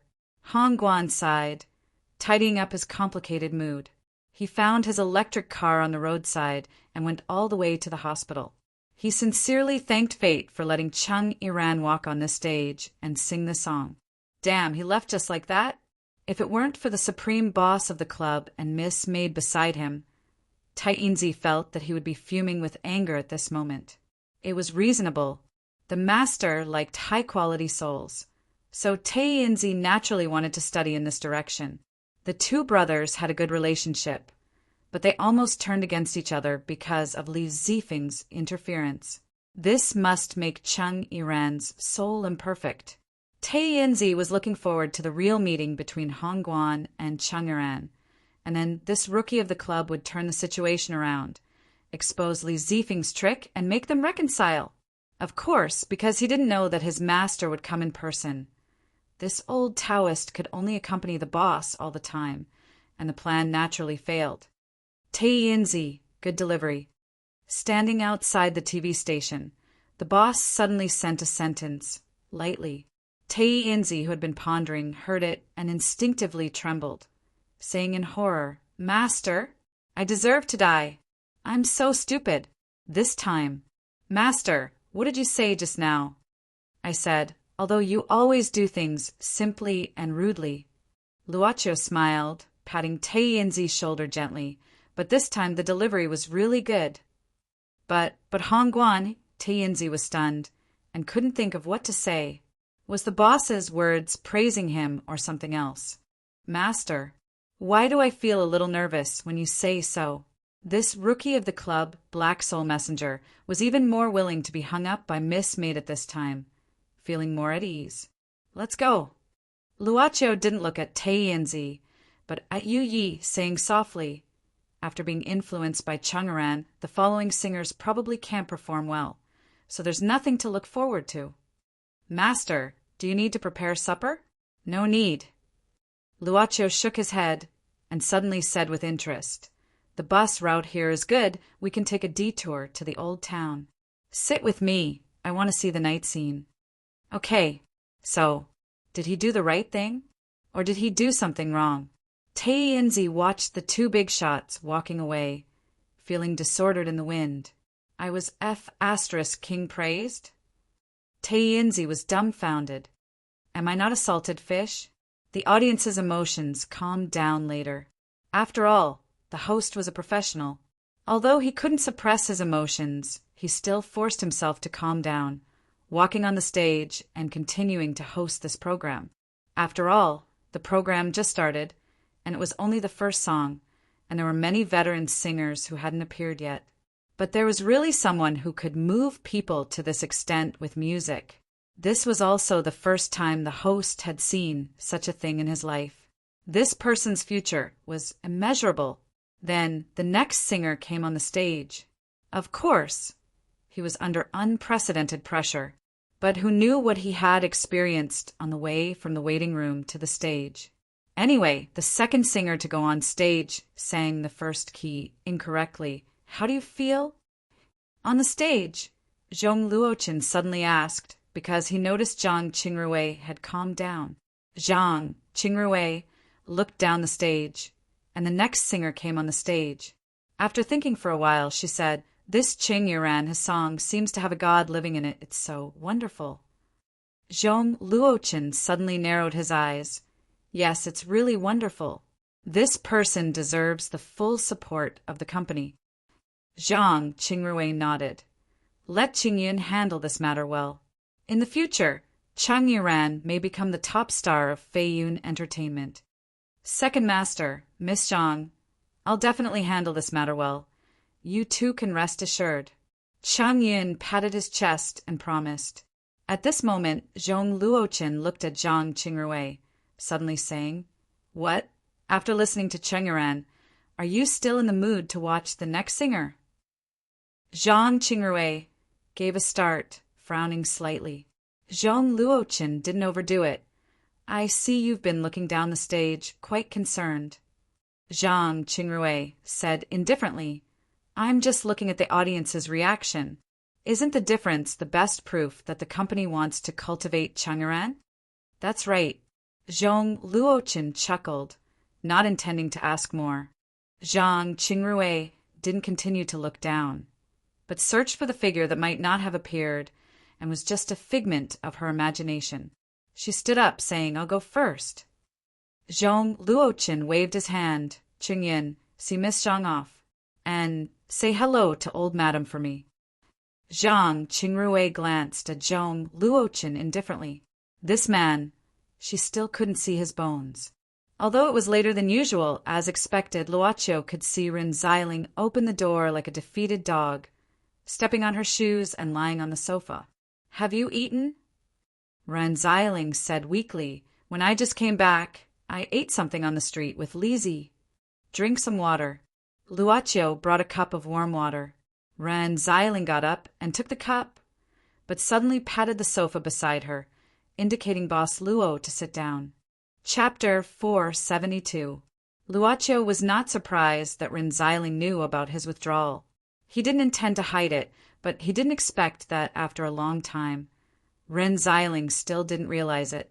But he had already prepared an excuse, which was something he really planned to do in the future. "Because I need to transfer to another school, so I need to withdraw." Transfer to another school? Ren Xiling was stunned and frowned. She knew it from Zhang Qingrui, and it happened a long time ago, so she was very angry at that time. But when she came home and took a glass of warm water from the child as usual, she forgot all her anger. "Tell me, what happened? If you don't tell me, you won't sleep tonight. Wasn't such a punishment a bit too light?" "It's nothing," Luochio said indifferently. "I just took the exam of another school and passed it, so I plan to transfer to another school." "I see." Rin Xiling nodded. If that was all, it would be fine. At that time, Luochio's grades in the college entrance examination were obviously very good, but he chose a very unpopular major with only 2 students. At that time, Rin Xiling knew that he hadn't completely untied the knot in his heart. She didn't say anything and just let it be. Now Luochio began to choose a new school. In a sense, it was even a good thing. "Lao Luo, did you see that? Your son has walked out. Not only has he started to choose his own life again, but he has also deceived a very obedient little girl. You should have told me earlier. Renziling opened her eyes wide. Her eyes were misty, and her voice was trembling. Luaccio frowned. What's the problem? No, not at all. Renziling rubbed her eyes. Did you open the window too much? Why do I feel like sand is blown into my eyes? Hey, what school is that? St. Andrew's University. Renziling blinked and said subconsciously, What the hell? Where is it? Scotland. Oh, Scotland. Renziling nodded, and then said in surprise, Wait a minute. When you say transfer school, you mean directly transfer to England? Is there a problem? Luaccio said indifferently, I've already been accepted. After the new year, in April, I'll go over. Renziling suddenly fell silent. Luaccio accompanied her in silence. Not long after, Renziling suddenly took a deep breath, then quickly walked back to her room. After a few minutes, Renziling came out with a document bag. She poured the contents onto the coffee table, then squatted in front of the coffee table and began to fiddle with the things that were poured out. Bank passbooks, some documents, contracts, and the like. What are you doing? Luaccio asked, puzzled. Renziling didn't even raise her head. Hey, don't disturb me. Let me calculate how much savings we have. Don't you need money to study in England? Studying abroad is very expensive, okay? Let me think. The car has been provided, and it's almost finished. Well, anyway, I don't drive fast now. How about changing one? It would be better to sell the current one. As for the house, what month did you say next year? You see, if you leave, I can't live in such a big place alone. Just change to a small one with 2 bedrooms and 1 living room. Living alone, we can't lose the rent, right? By the way, how much is the tuition fee there? She finally raised her head and looked at Luaccio and asked. Luaccio suddenly asked, You don't suspect that I'm lying to you? Renziling was stunned. Why would you lie to me? Are you sick? Luaccio just shook his head slightly. Don't worry, the school there promised to pay my full tuition fee. So, you don't have to sell your car, and you don't have to change your place. If you change here, I won't be able to find the place when I come back during the holidays. Get out of here. Renziling suddenly scolded. Do you know how tired I am today? Do you know how hard I endured when I heard that you were going to England? I'm counting money to distract myself, you stinking brat. You said you won't be able to find the place when you come back. Are you deliberately making me feel uncomfortable? Why didn't you tell me about such a big thing like transferring schools? If I didn't ask you, were you going to leave a note before you left? I thought about it. Luaccio nodded seriously. You really thought about it? Renziling. Subeditor felt uncomfortable for a moment, but she suddenly laughed. Luaccio was still the Luaccio she knew. He didn't change at all. She was familiar with him, as if he was her own son. Luaccio found that although this woman was often sloppy, she was actually very beautiful. Especially when she smiled, it was very heartwarming. That night, they didn't continue to discuss this issue. As usual, they returned to their own rooms after it was time. In fact, Luaccio didn't need to sleep to replenish his energy, but he still did what ordinary people did. Probably he instinctively felt that it was actually very easy to fall asleep in this room in this house. He had slowly realized that if he stayed in the city, the fact that he was the boss of the club would be exposed to this woman one day. And leaving was just to protect her better. After waiting for the next year, his ability would probably grow to another level. Because after the recent transactions, Luaccio had vaguely felt that his ability would soon usher in a qualitative change.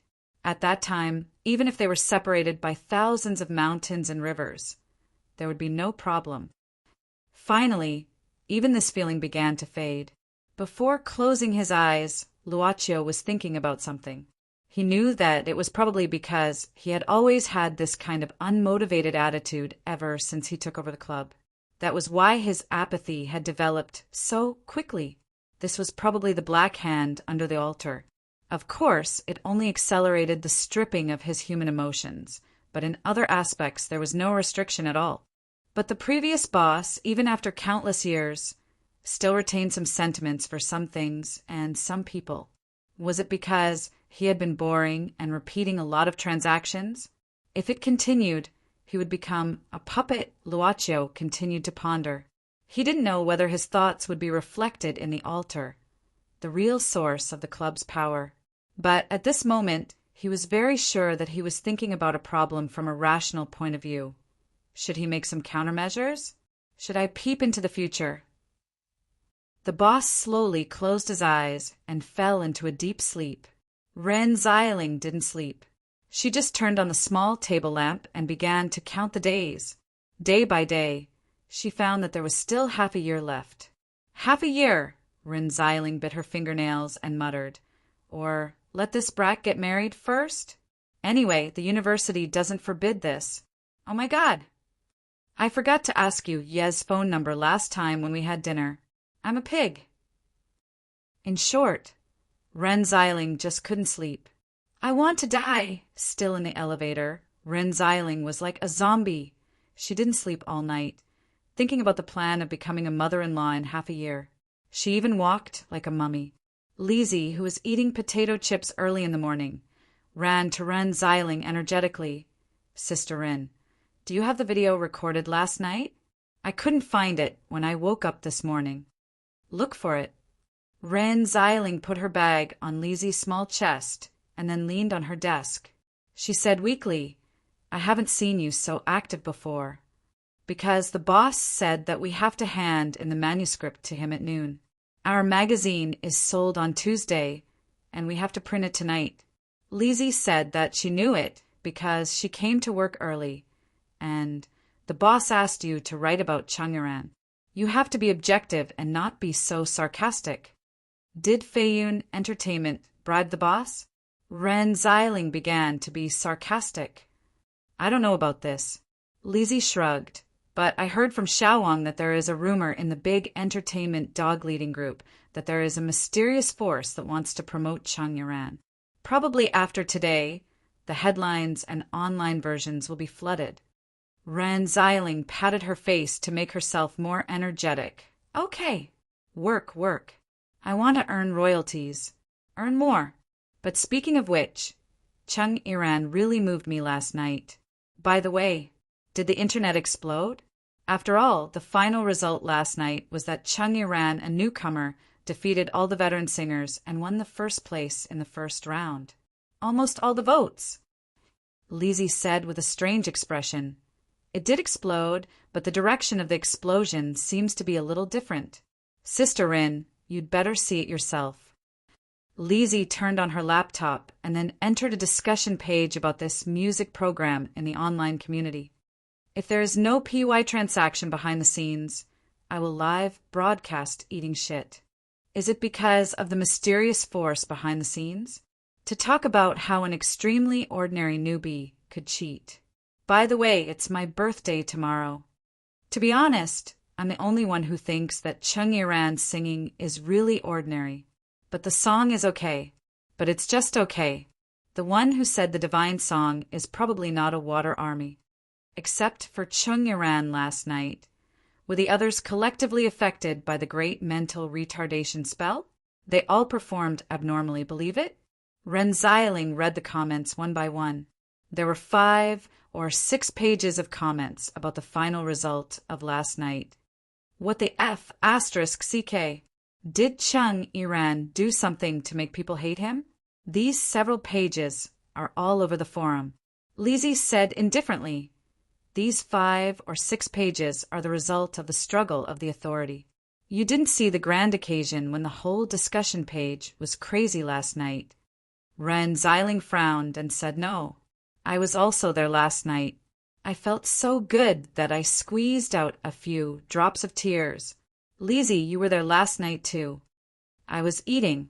I didn't notice. Seeing Ren Xiling squinting her eyes, Lizzie immediately changed her words. But Sister Rin, although there are many people who immediately scolded Chang'eran, there are also people who helped her. I think they were the audience last night. But the persuasion was not strong enough and was immediately brushed down. Rin Xiling frowned and said, "I'll watch the replay of last night first." "Manager Chung, there are too many online IDs." The website management said they didn't have time to delete them because the comments were too fast. The secretary reported to Cheng Yin. Cheng Yin felt a headache coming on. The result last night was announced on the spot, so after knowing that Cheng Yiran beat all the other contestants, he was very happy to have a good time in the hotel room after arranging for Zhong Luochen. But now he just woke up from the hotel and returned to the company. He wanted to pay attention to what happened after the competition, but he didn't expect it to be such a heart-wrenching thing. Were those people who scolded on the internet angry because their favorite singer was defeated by a nobody? It was not unreasonable to think so. After all, except Cheng Yiran, all the contestants in the competition had a solid foundation in the music industry and fought hard all the way. Well, don't report to me anymore. Let the website do more work. Cheng Yin waved his hand. "Tell Li Zifeng to come to see me. Oh, tell Cheng Yiran to come too." Li Zifeng and Cheng Yiran soon came to Cheng Yin's office. Li Zifeng looked uneasy, but Cheng Yiran kept silent. No one knew what she was thinking. Cheng Yin was a top henchman of the Zhong family who was good at observing people's facial expressions. He cleared his throat and said, "I think you know why I asked you to come here, right?" Li Zifeng hurriedly said, "Manager Cheng, about the discussion on the internet." Cheng Yin waved his hand. "Don't mention it. I asked you to come here to tell you not to pay attention to the comments on the internet. There are keyboard warriors every day, but these people have no discipline at all. They are just looking for a sense of existence based on their own preferences. They can't make any big waves in the face of capital." Cheng Yin shook his head, turning to Cheng Yiran. "Yiran, don't worry. The company will take care of these things for you. You just need to maintain your standard and continue the competition. This is only the first round. If you can crush them all the way, those people will have nothing to say in the end. They haven't heard your live performance, so they hide in the dark and show their poor scholar ability." Li Zifeng frowned. It would be fine if it was only a small number, but this was an overwhelming attack. Facing such a torrent of haters, Li Zifeng even started to doubt his own life. Crush them all the way? Cheng Yiran also frowned. He felt that this manager Cheng didn't know what music was. This was probably the face of a businessman. He also thought of another businessman, the one who sold him this magical guitar. Why were there so many curses? Could it be that the guitar? At this time, Cheng Yin suddenly received a phone call nervously. He nodded his head and said yes without any extra words. He hung up the phone and looked at Cheng Yiran, saying seriously, "Yiran, Mr. Zhong wants to see you again. Go and prepare now." Yen, yen, yen, yen. PS2. Happy New Year. PS1. Whitestone's New Year's wish is to receive overwhelming gifts. 23333. Chapter 473. In Cheng Yiran's opinion, the owner of Feiyun Entertainment must have huge assets. Then, even if Mr. Zhong's house wasn't as luxurious as an imperial palace, it should at least be an independent villa with unique craftsmanship. But in fact, it was much simpler than he expected. Of course, no matter how simple it wasn't a place that ordinary workers could afford to live in. In front of the door, Cheng Yin suddenly stopped, looking at Cheng Yiran curiously. This time, only Cheng Yin brought Cheng Yiran. He didn't even ask for a driver. He drove the car himself. Cheng Yin asked curiously, "Oh, you don't need to carry your guitar. Put it in the car. It won't look good if you go in like that." He found Cheng Yiran was still carrying the guitar at this time and couldn't help feeling strange. Of course, it wasn't too strange. For example, some music addicts didn't leave their hands all day long. When he was still in the capital, he had met some calligraphy and painting masters, and they also never left their hands all day long. "No need, I'll carry it." Cheng Yiran tried to make herself look natural. "If I put it down, I won't be used to it." "Okay." Cheng Yin didn't say anything more. Since Zhong Luochen valued this guy, Qing Yun naturally didn't plan to have any unpleasant things with Cheng Yiran. Besides, this guy's songs were really good. Qing Yun, who didn't pay much attention to music, felt that he was about to become Cheng Yiran's fan. So he was calm and polite, even tolerant. "Let's go up, Mr. Zhong is waiting." Cheng Yun raised his head and saw a vague figure on the second floor of the house, looking down through the floor-to-ceiling glass window. It was Zhong Luochen. Cheng Yiran felt that he was spying on her, and her mood turned solemn. After entering the gate of the house, Cheng Yiran found that the house was not as simple as it looked at the first sight. Especially one side of the house was almost covered with creepers and some mottled moss at the edge, which gave the feeling of an old house. "Is this house okay?" Cheng Yun smiled. Cheng Yiran nodded. The longer she stood here, the more tranquil she felt. "It's really good. I heard that the previous owner was a university professor, but he died for some reason." Cheng Yun shrugged. This house was sold by his family to a real estate company. "I didn't think it was good that someone died here, but Mr. Zhong said he liked it, so he bought it directly. It's just a few months ago." Cheng glanced at the house. He said, "Mr. Zhong, there's also a basement. It's a studio, right?" Later on, second, Mr. Zhong said that it was converted into a wine cellar. "If there's a chance, I'll bring you in to have a look. It's full of good wine." At this moment, Cheng Yiran saw Zhong Luochen, who as Luochen was Cheng and Cheng Yiran's Zhong and Zhong. Zhong Luochen, who was holding onto the handrail of the stairs, didn't walk very quickly. Every step he took gave off the aura of an emperor who looked down on all living things. But his eyes never left Cheng Yiran for a moment. At this moment, Cheng Yiran had a strange yet familiar feeling. He seemed to see a trace of the mysterious merchant's temperament from Mr. Zhong. He didn't look like a person with 7 emotions and 6 desires. Is this person the one from that night? But Cheng Yiran quickly denied this idea. First of all, their voices didn't look alike. Cheng Yiran found that he didn't even have much impression of the mysterious merchant's voice. It was just his intuition that they didn't look alike. Then their figures didn't look alike. He tried hard to recall, but found that he couldn't even remember the mysterious merchant's figure. But this feeling, what's going on? Cheng Yiran frowned subconsciously. Coming. A faint smile suddenly appeared on Zhong Luochen's expressionless face. The almost perfect arc made his originally handsome face even more enchanting. "Mr. Zhong, I brought Cheng Yiran here." Qing Yun walked forward. Zhong Luochen nodded, but suddenly said, "Qing Yun, I haven't eaten. Drive out and buy some food for me." Qing Yun hurriedly asked, "What do you want to eat?" "You decide," Zhong Luochen said casually. Cheng Yun nodded without saying anything. He turned around and gave Cheng Yiran a meaningful look, then went out. He knew this second young master just wanted him to leave. Of course, he would still buy the necessary food, and he would try his best to buy it. Otherwise, how could he be a golden henchman? I didn't expect second young master to value this Cheng Yiran so much. Cheng Yun drove away with a cigarette in his mouth. Before leaving, he took out a phone from his clothes. It wasn't his usual phone, but he often used it to contact a specific person. "Hello, third miss, second young master, and Cheng Yiran are talking privately, but I don't know what they are talking about." This car had been driving steadily. Cheng Yiran didn't expect that the so-called opportunity would come so soon. After Cheng Yun left, Zhong Luochen didn't even say anything, but directly took him to the wine cellar. Among the rows of shelves, there were many red wines that Cheng Yiran couldn't name. Sitting on the circular sofa in the center, Zhong Luochen poured the wine himself. "Have a taste to celebrate. Your performance last night was really good." "Mr. Zhong, what do you want to talk to me about?" Cheng Yiran hesitated for a moment.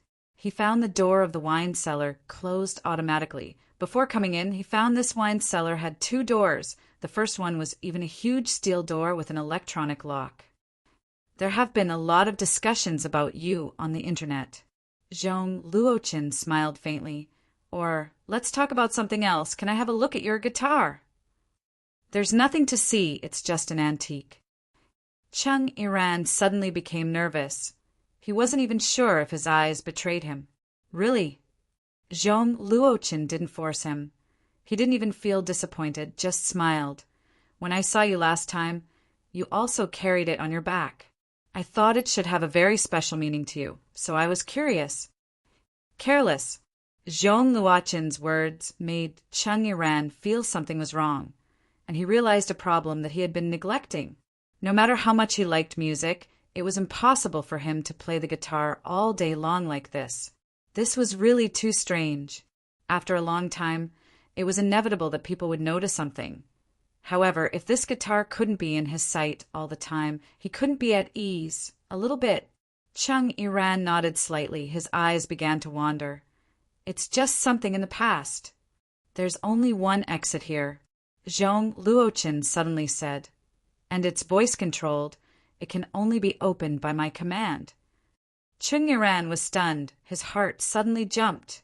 What exactly did the investor behind Feiyun Entertainment want to do? Zhong Luochen took a sip of red wine, indifferently said, Don't be nervous. What I meant was the content of our conversation here.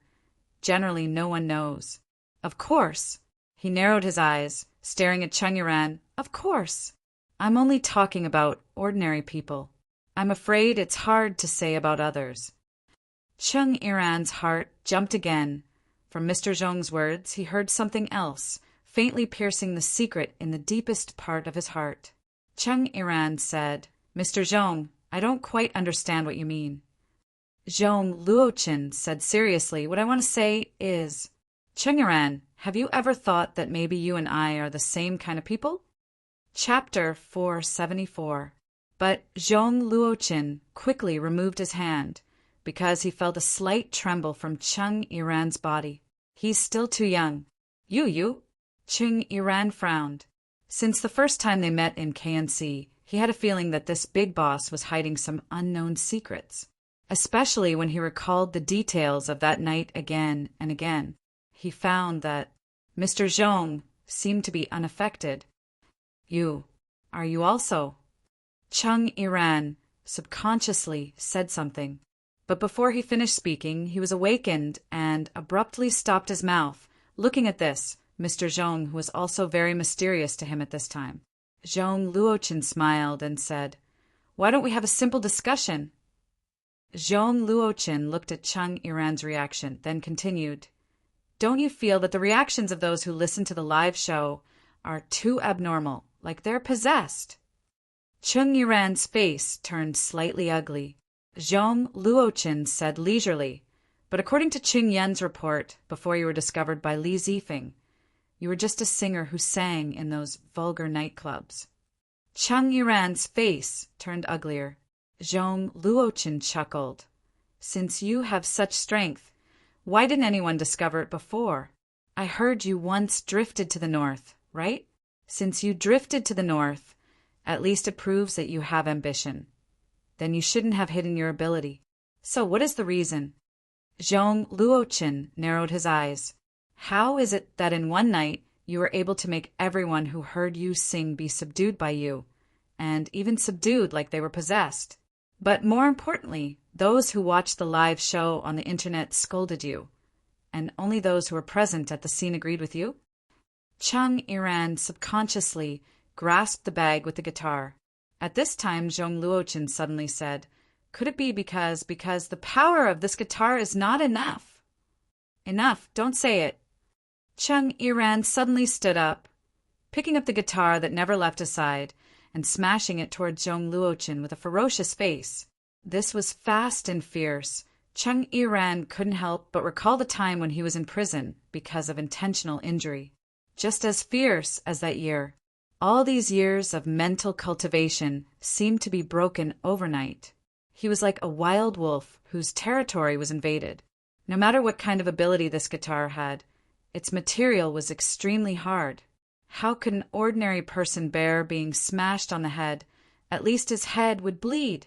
But Zhong Luochen calmly tilted his head, cleverly dodging Chung Iran's fierce smash. Then he grabbed the other end of the guitar and pulled it suddenly.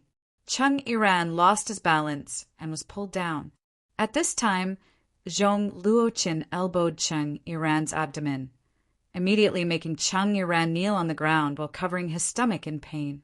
Grandfather Zhong, who was born in the army, naturally wouldn't let his children and grandchildren look weak.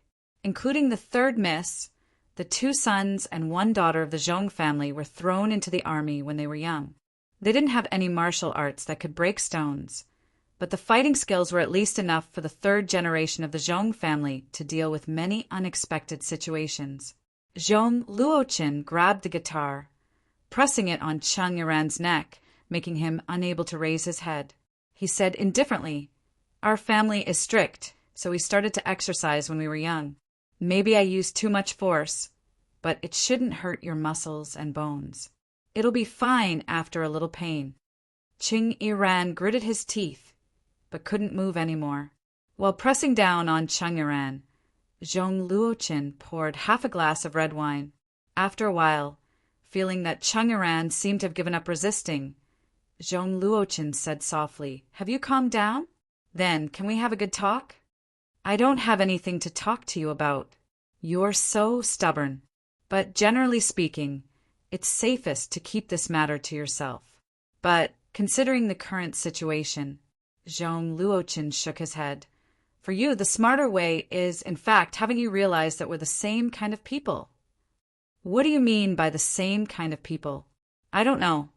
Chung Iran reacted fiercely again. "Really?"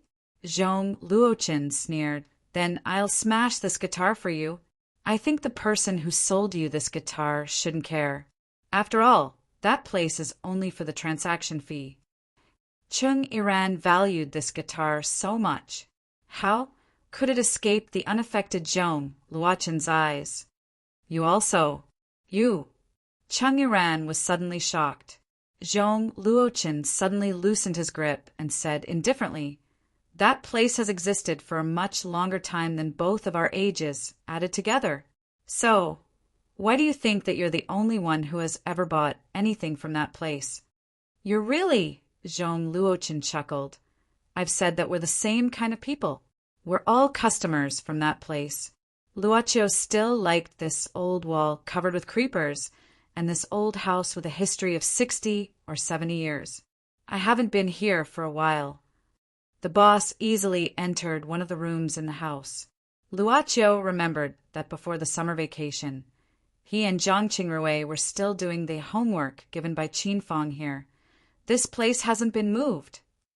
Luoqin smiled again, sitting down in front of this small stool that used to be the workbench. The servant girl who had been listening to her master said softly, "I didn't expect that Professor Qin Fong's house would fall into the hands of Zhong Luoqin." Luoqin chuckled.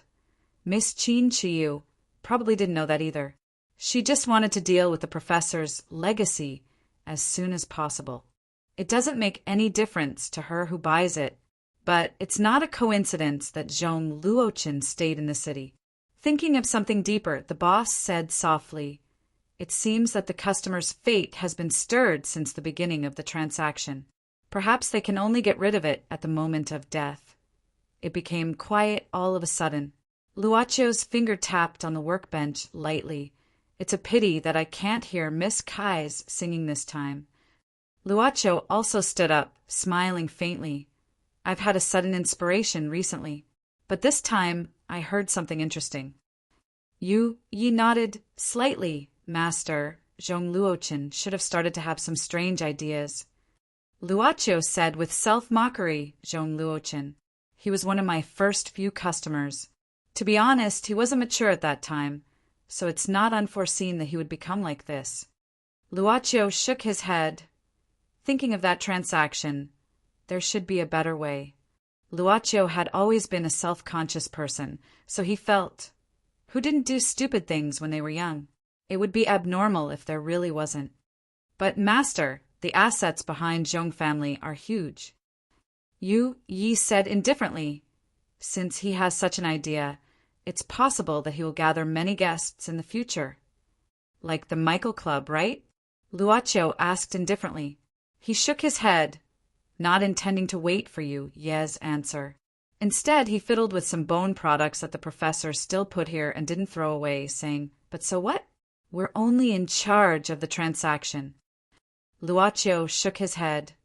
"Even if it's my personal hobby, the world will still turn as it should. As for the future, what would the future be like? Perhaps it would be like these bone products, which would be evaluated by people in the distant future. And as the club's current boss, if nothing unexpected happened, he would quietly watch all of this happen in a time that was even more distant than the distant future. It's not important." Chapter 475. When Cheng Yin came back, he found Zhong Luoqin and Cheng Yiran were sitting in the living room. They didn't speak. Zhong Luoqin was resting with his eyes closed, and Cheng Yiran was playing the guitar in his hand without making any sound, as if he was caressing it. Cheng Yin didn't see any unhappiness on their faces, but neither did he see any happy expression. This made it difficult for him to determine whether the two of them had a pleasant conversation or if something unpleasant had happened during his absence. But he had been following Zhong Luoqin for the longest time, so he quickly found a solution. In short, he knocked on the door with good news. "Mr. Zhong, the TV station said that the other contestants made their comments last night. Well, they are probably supporting our Iran. I heard that the storm on the internet has been suppressed a lot." Zhong Luoqin opened his eyes. "Cheng Yin, go to Cheng Yiran's room and help him clean it up. He will live here for a while." Cheng Yin gave a start, and then he was surprised, but he didn't show it on his face. He just nodded, without knowing what he was thinking. No, why would Second Master invite him to live here? Second Master didn't like to live with other people, and he had only seen Cheng Yiran a few times. But when Cheng Yin looked at Cheng Yiran, he found that he stood up. "Manager Cheng, let me take a ride. I need to go outside."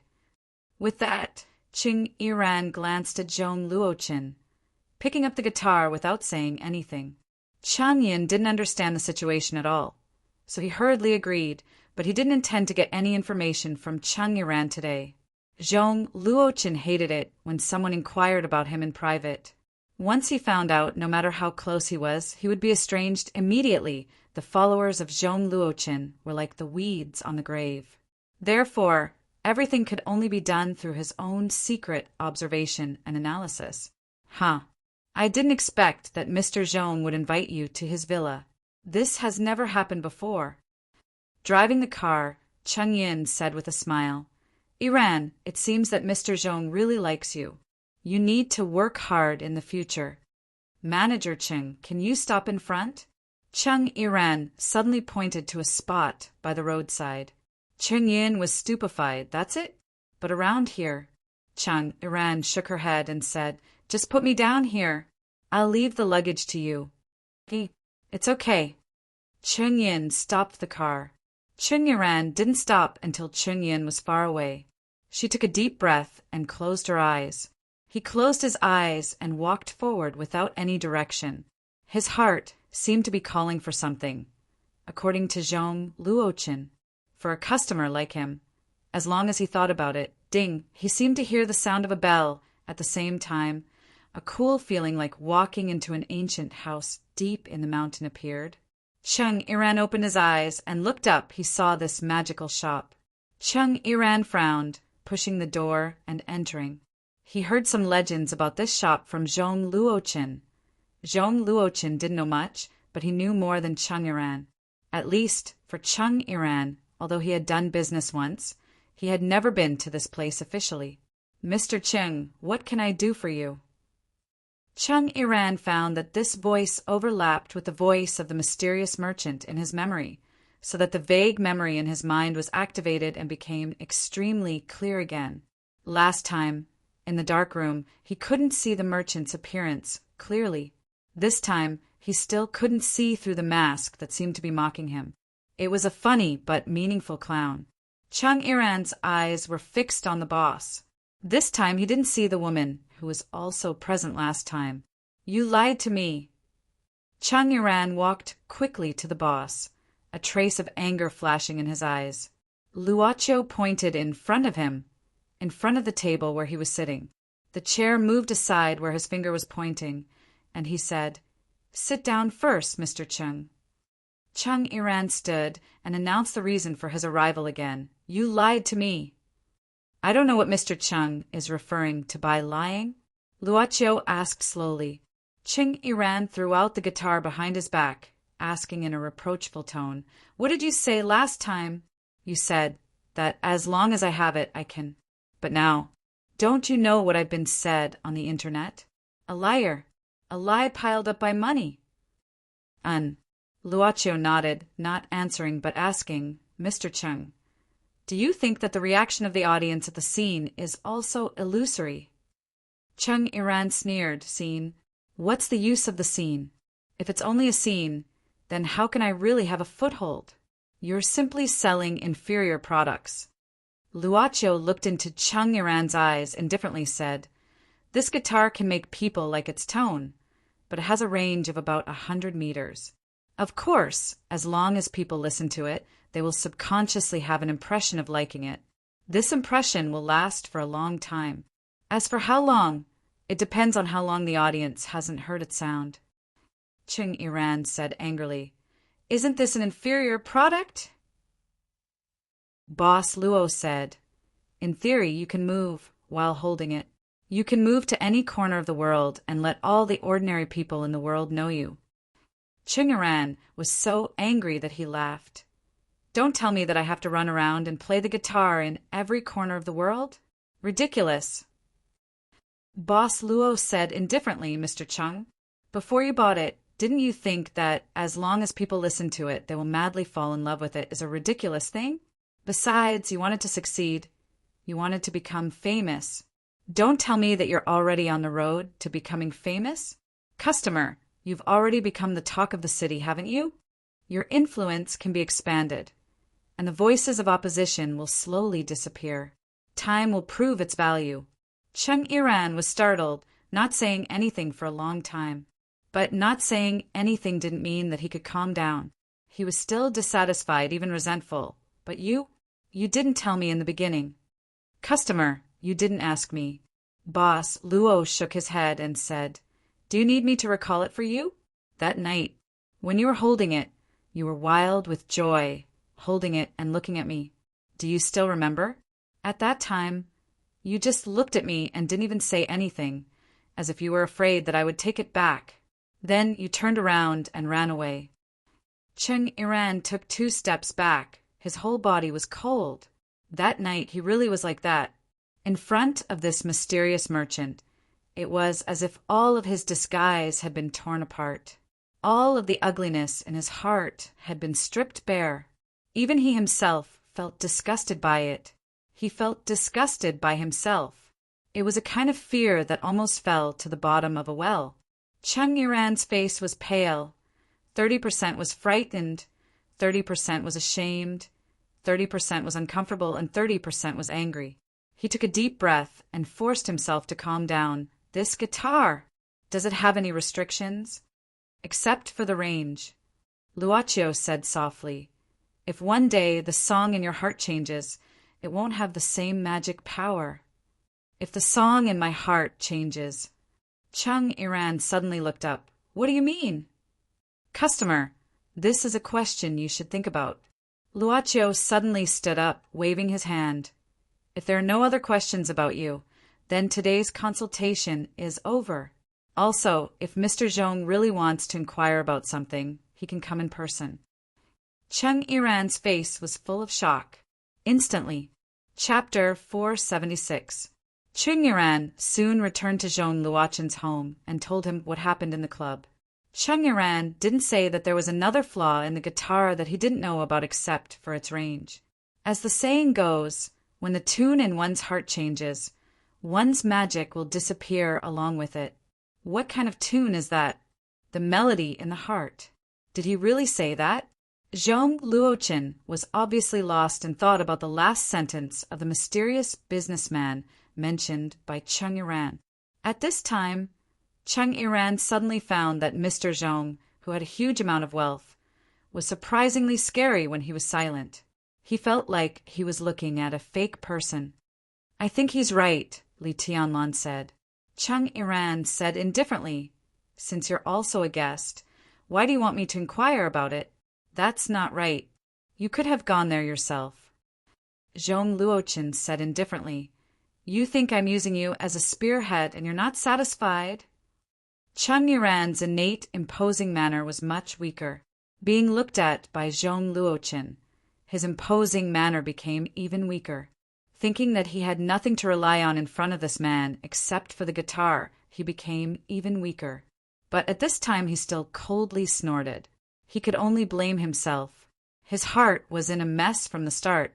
Once his heart was in a mess, his actions appeared to be without order.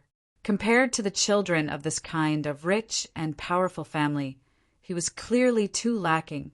If necessary, I'll go. Zhong Luochen suddenly smiled.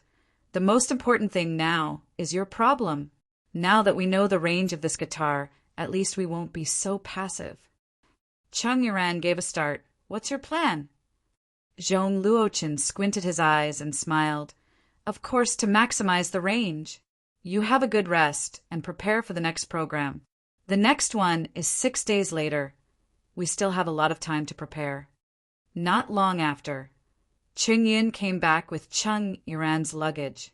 The director of Feiyin Entertainment was carrying big and small bags, which was quite funny. However, Chung Yun, who had just returned, was immediately ordered to go out by Chung Iran. It was not easy to be a golden follower. Hello, director. Yes, I am Ching Yun. As for the next episode of the show, our company would like to sponsor it separately. Request? Of course, there are requirements. Don't worry, we won't interfere with the results of the competition. Yes, don't worry. We just want to help you make this show bigger. Listen to me, we plan to hold our next program at the flourishing Lotus Gymnasium. What do you think? A stage that could hold nearly 70,000 people was shocking enough for a TV show, right? And not just for the next episode, but for every episode in the future. We will do the same. Until the end of this season's program. The director of the TV station. Of course, the director of the TV station, who is nicknamed Snow Pear Station, is Roar.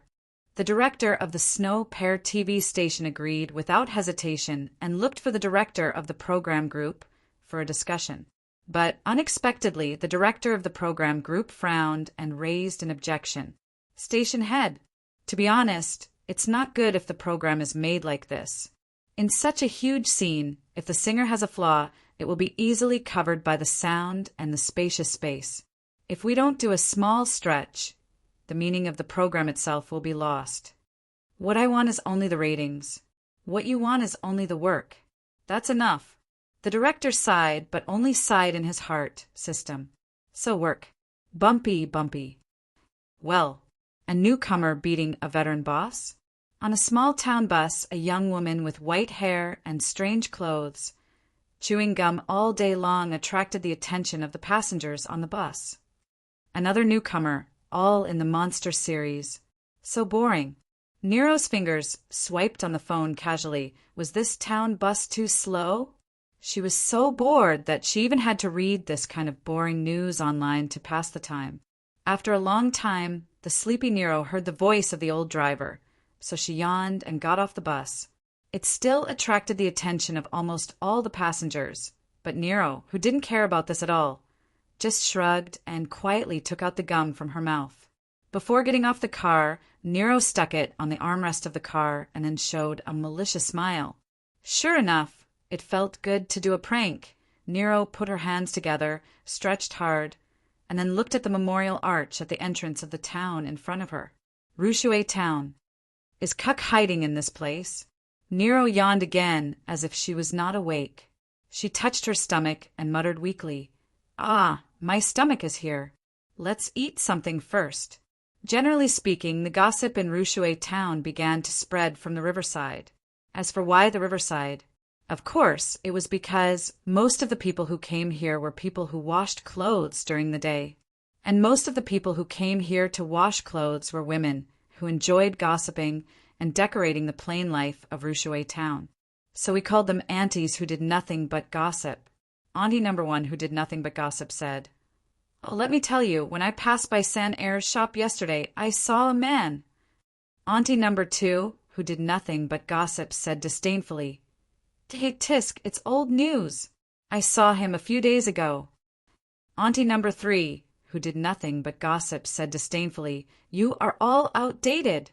That day I saw and this man cuddling in the backyard. Number 4, I heard that he has lived here for a long time. Number 5, I heard that the rascal Jean Couin had a fight with this man. Jean Couin was hospitalized because he couldn't win, but he was too ashamed to tell others. So he said that he accidentally fell into a pit at night. Number 6, I heard that he is a foreigner. Number 7, isn't live streaming popular recently? I heard that San Air is actually indecent. She was flirting with her mobile phone, and that was how she managed to trick the foreigner into coming over. TSK, TSK, TSK, TSK. Number 8, it must be because she can't stand the loneliness. After all, she hasn't had a man for several years. How can she stand it? Oh, I don't know if the foreigner's voice is really that big. TSK, TSK, TSK, TSK. And number 9, number 10, number 11, number 23, number 4, number 6, number 7, number 8, and number 9.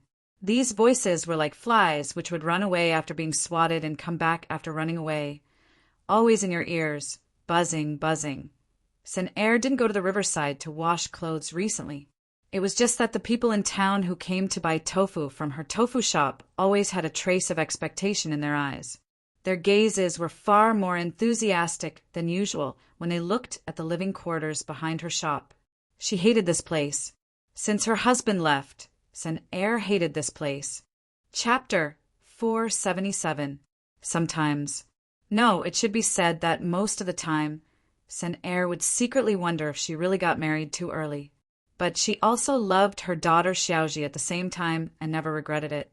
But she would also look at herself in the mirror in the middle of the night, secretly crying, looking at her youth, and looking at her own turbid eyes that she gradually couldn't see clearly. She would ask herself, but not many times. But every time she asked, it was always after she cried. She asked, what would the outside world be like? Of course, except when she cried alone in the middle of the night, when she was weak, she would also ask this question. But this time when she was weak, San Air didn't think about this question. She just thought about why she got sick at this time. Of course, it was just a small cold, not a serious illness. However, for San Air, who ran the tofu shop alone, a cold seemed to be a very distant thing. Especially, she still needed to take care of her daughter Xiaoji. You are usually too tired. Occasionally you relax, so you feel tired. It's normal to catch a cold. It's better to take this opportunity to have a good rest for a few days. After all, you usually accumulate too much fatigue. The old doctor in the town's health station said so to San Air, but she didn't understand when she relaxed. Her bones were very soft, and her whole body was weak. San Air couldn't get up this morning. She thought it might be because she took cold medicine last night. San Air rested her forehead on her arm and looked at the old ceiling. At the same time, she was covered with a thick quilt. She knew that she needed to sweat. There was a bowl on the bedside table, and there was a little porridge left in it. It was cooked by Mark. San Air didn't expect that this foreign man could cook this kind of porridge. Of course, Mark just let Xiaoji bring it in, and he didn't do anything. This man, how long will he stay here? What is his background? San Air still didn't understand why she let this man with a mysterious identity live here. He might be dangerous. After all, why would a normal person float down from the upper stream of the river and lose his memory? He might have done something wrong. The cold that could make people weak seemed to be attacking San Air's spirit, and she couldn't help but think about it. She breathed out hot air from her mouth and felt extremely uncomfortable in her body. The large amount of perspiration caused his clothes to stick tightly to his skin. San Air's mind seemed to become more and more confused with the heat. It was as if she had suddenly fallen into an illusion, and her body felt more and more uncomfortable. She instinctively reached her hand into the blanket. Over the years, her palm had become a little rough, but it was still slender. Her fingers seemed to be enchanted by a kind of magic that she could not stop, and slowly climbed to the buds in front of her chest. Saint-Air gently pinched it. A soft sound escaped from her lips. A numbing sensation that she had not felt for a long time suddenly spread from her chest, causing her upper body to shiver completely. Her fingers trembled, and she could not help but pinch gently again. This time, the feeling was even more intense. It was like an erupting volcano, instantly destroying what little rationality she had left. Saint-Air began to shrink her body, and her other hand unknowingly went deep into the quilt. She suddenly felt an unprecedented sense of guilt, but at the same time, she also felt an unprecedented sense of excitement. This kind of excitement made her heart beat abnormally fast. She clearly knew that her daughter Xiaoji was watching TV outside, and she clearly knew that the strange man lived in the utility room next door. But why? Just because of this slight teasing, her own teasing, almost all her nerves were shaken. The sensitivity of every nerve ending in Saint-Air's skin seemed to be infinitely magnified. At this time, she was extremely eager for something. An innate wildness began to radiate from this body. She was only 27 years old. Except for the slightly rough palms, she had all the beautiful body and uncontrollable desire that a woman of this age should have. She was extremely eager, hoping that at this moment her body could be pierced by something hard, something strong, tireless, and so strong that she could enjoy bliss pierced into her body and into her soul. From the tip of her hair to the collarbone on her neck, to the sweat-soaked navel, and then below the navel, the eagerness brought by her heartbeat made her body more and more numb, and her body unconsciously shrank into a crescent moon. Under the quilt, Saint-Air's legs completely clamped her fingers. Her toes were also tight. In confusion, Saint-Air tightly bit the corner of the quilt and finally released an uncontrollable sound from her throat. She instinctively didn't want to suppress it. It was a sound of a 27-year-old woman's primitive instinct that broke out from the depths of her heart after suppressing it for countless nights. "Mom, what's wrong with you? Mom! Mom!" Suddenly, Xiaoji's voice rang in her ears, making Saint-Air feel as if she was drenched in ice rain. Her body instantly stiffened, and at the same time, a warm liquid was slowly discharged, as if a door had been opened. Saint-Air's mind suddenly became more confused, because when she opened her misty eyes, not only did she see Xiaoji but also Mark. This foreign man was frowning at this time, looking at Saint-Air strangely. Perhaps he had already guessed what was hidden under the blanket. Perhaps it was impulsive, perhaps it was ugly things. Mom, are you not feeling well? Xiaoji heard you calling just now. You seem to be in a lot of pain." Xiaoji looked at Saint-Air innocently, as if she wanted to climb onto the bed. "I brought Uncle Mark here." "Mom, are you still not feeling well? You go out first." Saint-Air, who was ashamed and angry, looked at her daughter with such a fierce tone for the first time in her life and said, "Don't come over. Get out." "Mom, wah." The little girl had never seen her mother so ferocious before. She was so scared that she started crying. She started crying very quickly, and her voice was very loud. At this time, Mark frowned and didn't say anything. He just carried Xiaoji out of the room directly and closed the door. Saint-Air sat up at this time, putting her hands into her hair and covering her face at the same time. She didn't understand what she was doing. She just felt that her life seemed to be really messed up from this moment on. Xiaoji sat on the stone steps at the back door of the tofu shop, crying with her head buried. Mark seemed to turn a blind eye to this situation, but silently accompanied her without saying anything. Until a long time later, Xiaoji wiped her nose and finally stopped burying her head. But the little girl's eyes and face had long been blurred. Mark glanced at her indifferently, took out a tissue and gave it to Xiaoji. He took it from the living room when he carried Xiaoji out. Xiaoji's tears that had stopped suddenly began to flow again. The little girl seemed to have found someone to vent her grievances at this time, and was about to cry again. Unexpectedly, Mark said coldly, "Forget it. I have no obligation to coax you." But the little girl didn't know what obligation meant. She just saw Uncle Mark suddenly become as fierce as her mother. Seeing that Xiaoji's mouth was about to open wide and some noises were about to come out of her mouth, Mark suddenly frowned and hugged Xiaoji abruptly. Mark held Xiaoji on his waist with one hand, and the other hand suddenly waved, as if he caught something from the air, something that shot from his side at this time. The small thing was firmly caught by Mark's palm. Mark's body turned and finally stopped. Xiaoji suddenly stopped crying, staring at Mark with her eyes wide open, seeming to feel that what happened just now was very exciting and fun. Mark opened his palm, only to see a piece of candy wrapped in a wrapper. Chapter 478. Mark looked at the front of the alley, but he didn't see anything. He didn't understand the meaning of the candy in his hand, but he had an extraordinary sense of touch. With a thought, Mark put Xiaoji down and opened the back door of the tofu shop to let her in. Mark squatted down and said calmly, "Listen, your mother didn't let you come out because she hates you. She was just afraid of passing the cold to you." "Really?" Xiaoji still didn't know what a lie was. Mark just nodded. "If you don't believe it, you can go to your mother's room. She won't scold you now."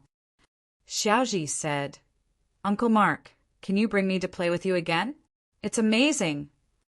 The little girl, who was only a few years old, had a unique skill that made adults unable to harden their hearts and refuse her. Her big eyes sparkled like pure elves. "Okay." Mark didn't say any nonsense. He just gently pushed the little girl away and closed the back door. Of course, Mark even put a stick on the outside to prevent the little girl from pushing the door open and walking out. He did things very carefully, but he didn't notice it himself. Mark narrowed his eyes slightly at this time. His eyes were sharp like an invincible spear. He quickly walked in the direction where the strange candy came from. Sen-Er was hesitating and didn't know what to do. She was annoyed that she scolded her daughter, and also ashamed that she would do such a shameful thing. She was almost found out. Maybe Mark really saw something. Sen-Er suddenly felt that she didn't even have the courage to step out of the room at this time. But was Xiaoji crying now? She could vaguely hear her daughter's crying, which seemed to be coming from downstairs. It seemed to be from the back door. At this time, the door of the room slowly opened, and a small head poked in from the gap of the door. Sen-Er looked at Xiaoji like a frightened little animal, and her heart was painful and uncomfortable. She couldn't help but pat the bed and whisper, "Xiaoji, come to Mom." Xiaoji rushed to Sen-Er's bed, but she didn't get too close. Instead, she said carefully, "Uncle Mark said that, Mom. You just asked me to go away because you were afraid that you would pass the cold to Xiaoji, right? Did he really tell you that?" Sen-Er hesitated for a moment. Xiaoji nodded seriously. "Yes." Is Uncle Mark outside the room now?" Sen-Er suddenly asked. Xiaoji said, "I don't know." Uncle Mark seemed to have just locked the door and left. Sen-Er didn't say anything. She just sighed and said softly, "Xiaoji, can you move a stool here and accompany your mother?" "Good. Is Mom going to tell me a story?" "Okay, Mom will tell you a story." Sen-Er smiled. "What story do you want to hear?" "The story of Snow White and the 7 big mushrooms, turning left after turning left." Mark didn't know why he chose to walk in this direction, even if he didn't see any unfamiliar figure in front of him. As for why he chose to take these paths, it seemed to come from his intuition. As for where this intuition came from, Mark couldn't figure it out. He still couldn't remember who he was or where he came from, but he did remember a lot of things. For example, some very practical things. Mark finally stopped in a short alley. He stopped in the middle of this short alley. His eyes became sharper and sharper, looking at every place in this short alley. Suddenly, Mark's arm exerted force and swept fiercely behind him. When his palm turned into a knife and swept 180 degrees behind him, a figure quickly took a step back and dodged the sweep. In front of him was a strange young woman with white hair, strange clothes, and hands in pockets. Nero, still as sensitive as a beast. I can't get close to you at all. Nero tilted her head. So, I haven't remembered you for a long time, Cook. You know me? Mark frowned. Nero also frowned at this time, and then suddenly bent her legs slightly. The long legs, with amazing elasticity, suddenly turned and kicked at him.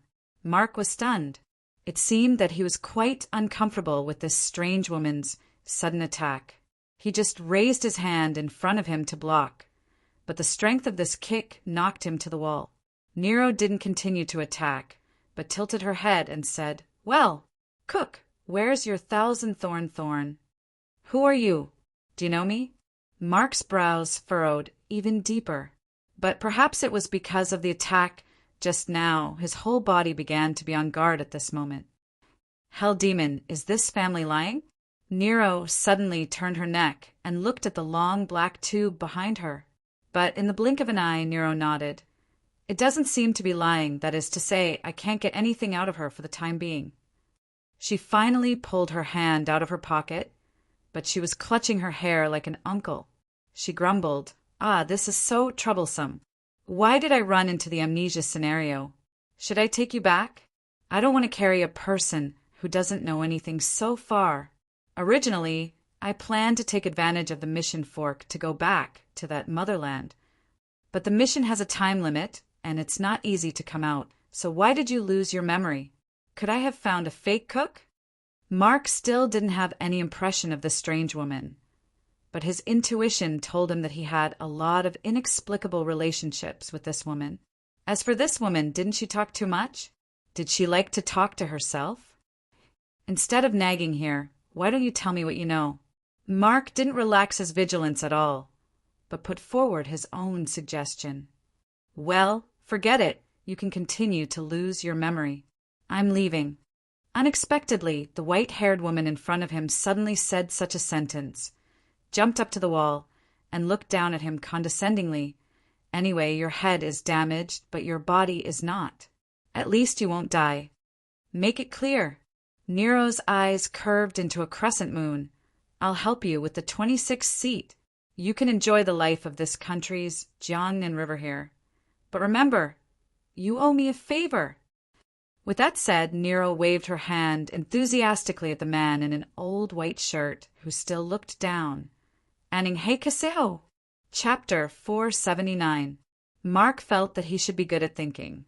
For example, when Saint-Air led him to the police station in the town, he didn't go in because he felt something was wrong. The reason why he called himself Mark was because his photo was on the identification card that he had taken from him, and the name Mark was on it. But the strange woman called him Cuck. Judging from the situation, they were very familiar with each other. With a lot of doubts, Mark once again returned to his temporary residence, Saint-Air's tofu shop. Mark found that although he had a lot of doubts in his mind, he didn't feel impatient. On the contrary, he had an inexplicable magical feeling that his memory would be fully restored sooner or later. So he was really not in a hurry. Maybe it was his nature to be used to waiting. But he also knew that since the person who knew his identity had found him, he might not stay in this place for long. It was almost dinner time. Mark found a meal in front of his door. It was probably Saint-Air who got up and did it. Mark took the plate into the room. Food and shelter seemed to be enough for him. There wasn't even any entertainment in this room, but Mark didn't feel bored. He could sit still for a whole day. Thank you. Mark found a note at the bottom of the bowl. This was Saint-Air's thanks. Perhaps she was grateful for covering up for her shyness or for taking care of Xiaoji. Mark just glanced at the note, then put it aside and began to eat. Then he turned off the lights and sat quietly by himself. He felt that this way he would be able to recall things much faster. After that, Mark didn't see the strange woman with white hair again, but he was still not in a hurry. Nero really didn't intend to appear in front of Mark again, so she left the town overnight. Of course, no longer appearing in front of Mark didn't mean no longer appearing in front of Cuck. This woman with the fierce blade Yama had a strange mind. Her thoughts were never far from the boundary. She had always been the type who did whatever she wanted. So she never thought that she would return to the city so soon and come to the door of this club. She had arrived in the morning. It took Nero several days to go to Rushue town, but it only took her one night to return to the starting point. When the servant girl who was cleaning outside the club saw her, the white-haired woman didn't look travel-stained, but covered her stomach. "Do you have any food here?" Yu put away the broom in her hand and said with a smile, "Can I make rice?" Although from all aspects, this Miss Nero should be considered to be the so-called woman who broke through the dimensional wall in the mouths of certain people. However, from Boss Luo's point of view, wasn't it a little too out of place for him to act like a burly man who had been in and out of construction sites all day? Of course, feeling that such a strange combination of attributes on the same person was also an ingenious Boss Luo. After the initial disharmony, Luo could already feel the wild aura exuding from Nero. 4 big bowls. Nero didn't say a word from entering the door to sitting down. After eating 4 big bowls of rice, she burped contentedly and touched her belly. "If only I had a glass of beer at this time." Luaccio snapped his fingers. Ye came to Nero with a bottle of dark beer. Miss Maid wanted to put it in a cup, but Nero said no. She stuffed the bottle directly into her mouth and bit off the bottle cap with her teeth. Then a bottle of dark beer was directly blown into her stomach. This made Boss Luo subconsciously think of a more interesting idiom: extremely hungry. Boss Luo always felt that it was not strange that Miss Nero would pick her toes in front of him. He smiled slightly at this time. "Miss Nero, is there anything else?" "No." Nero put her palms together and bowed to the club boss like worshipping an old immortal. "Thank you for your hospitality." "You're welcome." Luaccio waved his hand and suddenly said, "Miss Nero, have you found the person you're looking for?" "Yes," Nero said seriously after burping. "Well, it's not difficult at all. It's really convenient here." Luaccio didn't say anything. This convenience was built on other sacrifices from the beginning. Nero approached at this time like a vagrant who was talking about secrets with others in an old pub. She signaled the boss in front of her to come closer. Luaccio felt that this way of talking was a bit fresh, but he couldn't imitate Nero's mysterious look. He just pointed to his ears to indicate that he could hear. Nero looked bored, shook her head, and then began to dig around. Finally, she took out a small bag somewhere, the coin she used as the transaction fee. "Customer, what are you going to buy this time?" Seeing Nero's action, Boss Luo already knew what Nero wanted to do without even judging, so it was more in line with the shop's etiquette to take the initiative to speak. "Well, 2 weeks?" No, 3 weeks." After thinking for a while, Nero said casually, "Just 3 weeks. I want to ensure that Cuck can't recover his memory within 3 weeks. But after 3 weeks, he will recover immediately. How much do you want? If it's not enough, I'll go out and kill a few monsters." Just like last time, Luo Chio picked out a suitable soul light ball from the small bag and put it back into the bag. "This one will do. Hey, why don't you take it now? As for the transaction fee, we are used to collecting it when the transaction is completed." Luaccio said indifferently, "Since Miss Nero's request is 3 weeks, then let's wait for the end of 3 weeks." Nero looked at the boss strangely and suddenly sat directly in front of the table used for negotiation. She rotated her body and used her thighs as a support point to rotate her legs on the table. The amazingly elastic legs once again opened in front of Boss Luo. Her boldness even made her not care that she was only wearing short, hot pants. She directly opened her legs and stepped on the left and right armrests of Boss Luo's chair. She was a little taller, so she looked down. "Your fairness in doing business is really beyond my expectation. I was going to let you rip me off." She began to move closer and even stretched out her hand toward the mask on Boss Luo's face. Suddenly she smiled and said, "Hey, you said that everything is sold here, right?" "Yes." Luaccio was motionless and as steady as Mount Tai. Chapter 480. Everything could be sold. So even this shop itself could be sold. Then, as the owner of this shop, he was naturally within the scope of sale. There was no problem. In fact, Boss Luo bought this club inexplicably from the previous owner. But last time, the previous owner didn't hold Boss Luo's chin like this, right? Why don't you say it? Nero seemed to be more and more unscrupulous. Or, if it involves yourself, there are countless excuses to evade. No. Boss Luo shook his head at this time and said indifferently, I'm just thinking about the plan to offer Miss Nero about buying me. At this moment, it was Nero's turn to be stunned. She said subconsciously, Why? Is there an A, B, C, D package? Because you didn't say how long it will take to buy me. Is it permanent or in a short time? Luaccio said indifferently, Since the customer's request didn't specify, we will naturally calculate various plans. Nero frowned. She didn't really intend to buy this boss, but she suddenly had a thought. It was similar to a prank. Of course, there was another point that she wanted to see how the boss looked when he was angry. The background of this club was extremely mysterious. There was no way to know what kind of power it had. Naturally, she needed to probe the bottom line here from all aspects. But listening to the boss talking about her in such a tone as if she was a commodity, it suddenly disrupted her original rhythm. Here, not only the boss, but even the maid next to him, there was a strange atmosphere everywhere. Are there many plans? At this time, Nero held Luaccio's face with both hands. Even through the mask, she seemed to be able to feel the breath of both sides. I don't mind listening slowly. It's too time-consuming to explain one by one. Luaccio's eyes suddenly flashed with a strange brilliance. This brilliance suddenly went into Nero's eyes. Nero suddenly shuddered at this time.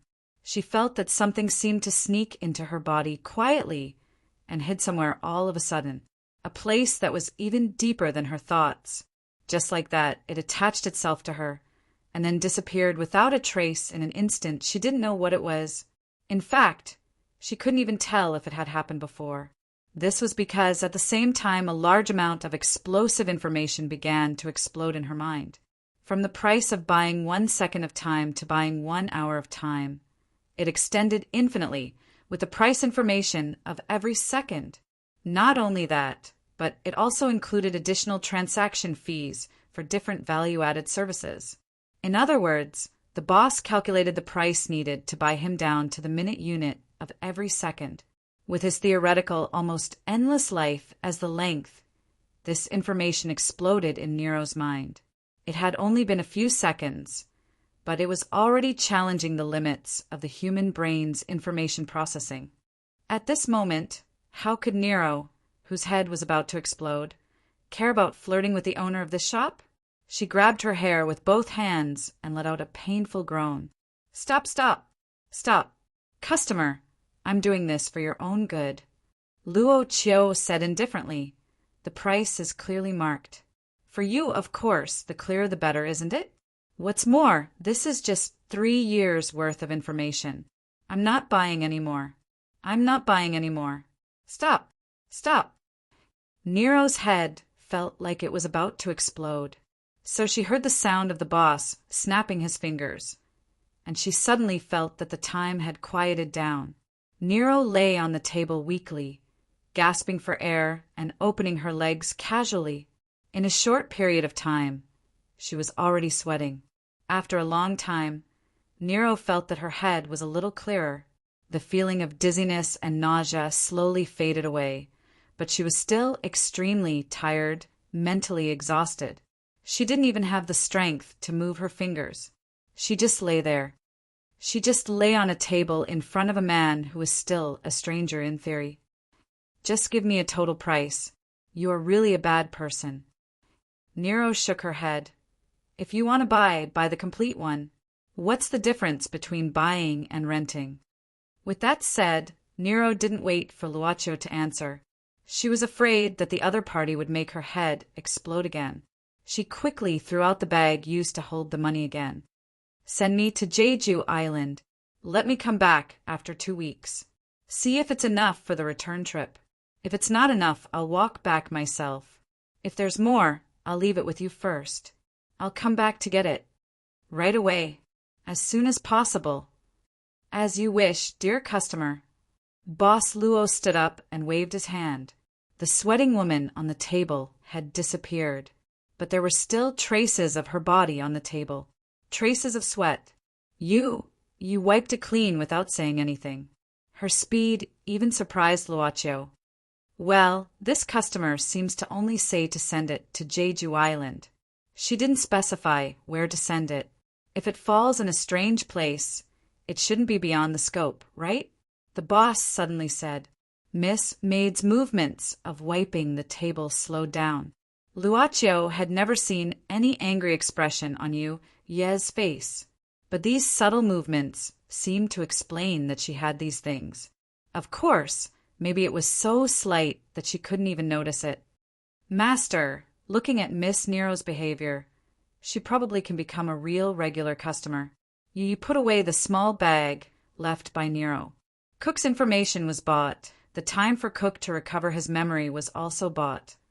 Even going to Jeju Island was bought. Listening to Ye's words, Boss Luo suddenly thought of another situation strangely. Why do I look like an NPC merchant in a game? Why do I look like one of the NPC merchants in the game, serving these Earth OL players? I can only say that Miss Nero knows how to play this game. Luocio smiled slightly and closed his eyes. He was waiting for another pair of eyes to open, because the boss quietly sowed a seed in Nero, and he intuitively felt that such behavior was not noticed by the club. Or the club turned a blind eye to it. Another pair of eyes just opened at this time. Nero, who had just opened her eyes, found that her situation was a bit bad, but she obviously didn't care about it because of her generous nature. Nero simply took out a piece of gum and stuffed it into her mouth, because waiting for the fishing boat was always boring. She was now on a reef, about 4 or 5 nautical miles away from the shore. In the evening, Cheese tossed and turned and couldn't fall asleep, but his younger brothers and sisters slept soundly. Cheese felt that the reason why he couldn't fall asleep might be because of the huge stadium next to him. He heard that there would be a grand TV program or a concert in a few days. The little rat monster who had been working hard for a living didn't pay attention to these things in the human world. But it was wrong to disturb people's sleep. Cheese went out of the door and quickly climbed to the roof of the old house. He took out the whistle hanging around his neck and blew on it gently. Soon after, a black shadow quickly climbed to the roof of the old house from the other side and came to Cheese's side. It was Iron Whistle. Iron Whistle pressed its limbs on the ground, wagging its tail, looking quite tame. Cheese stretched out his hand and patted Iron Whistle's head, and then looked at the stadium lights that were still on. He thought that he couldn't fall asleep anyway, so he smiled and said, "Iron Whistle, let's go there and play. These guys don't sleep and make noise in the middle of the night. Let's go and play with them." Iron Whistle just rubbed its head on Cheese's body, seeming to agree. Then Cheese immediately climbed on the back of Iron Whistle. Iron Whistle suddenly jumped down from the roof. But it didn't land on the ground, but 2 pairs of cicada-like wings suddenly appeared from its armpits.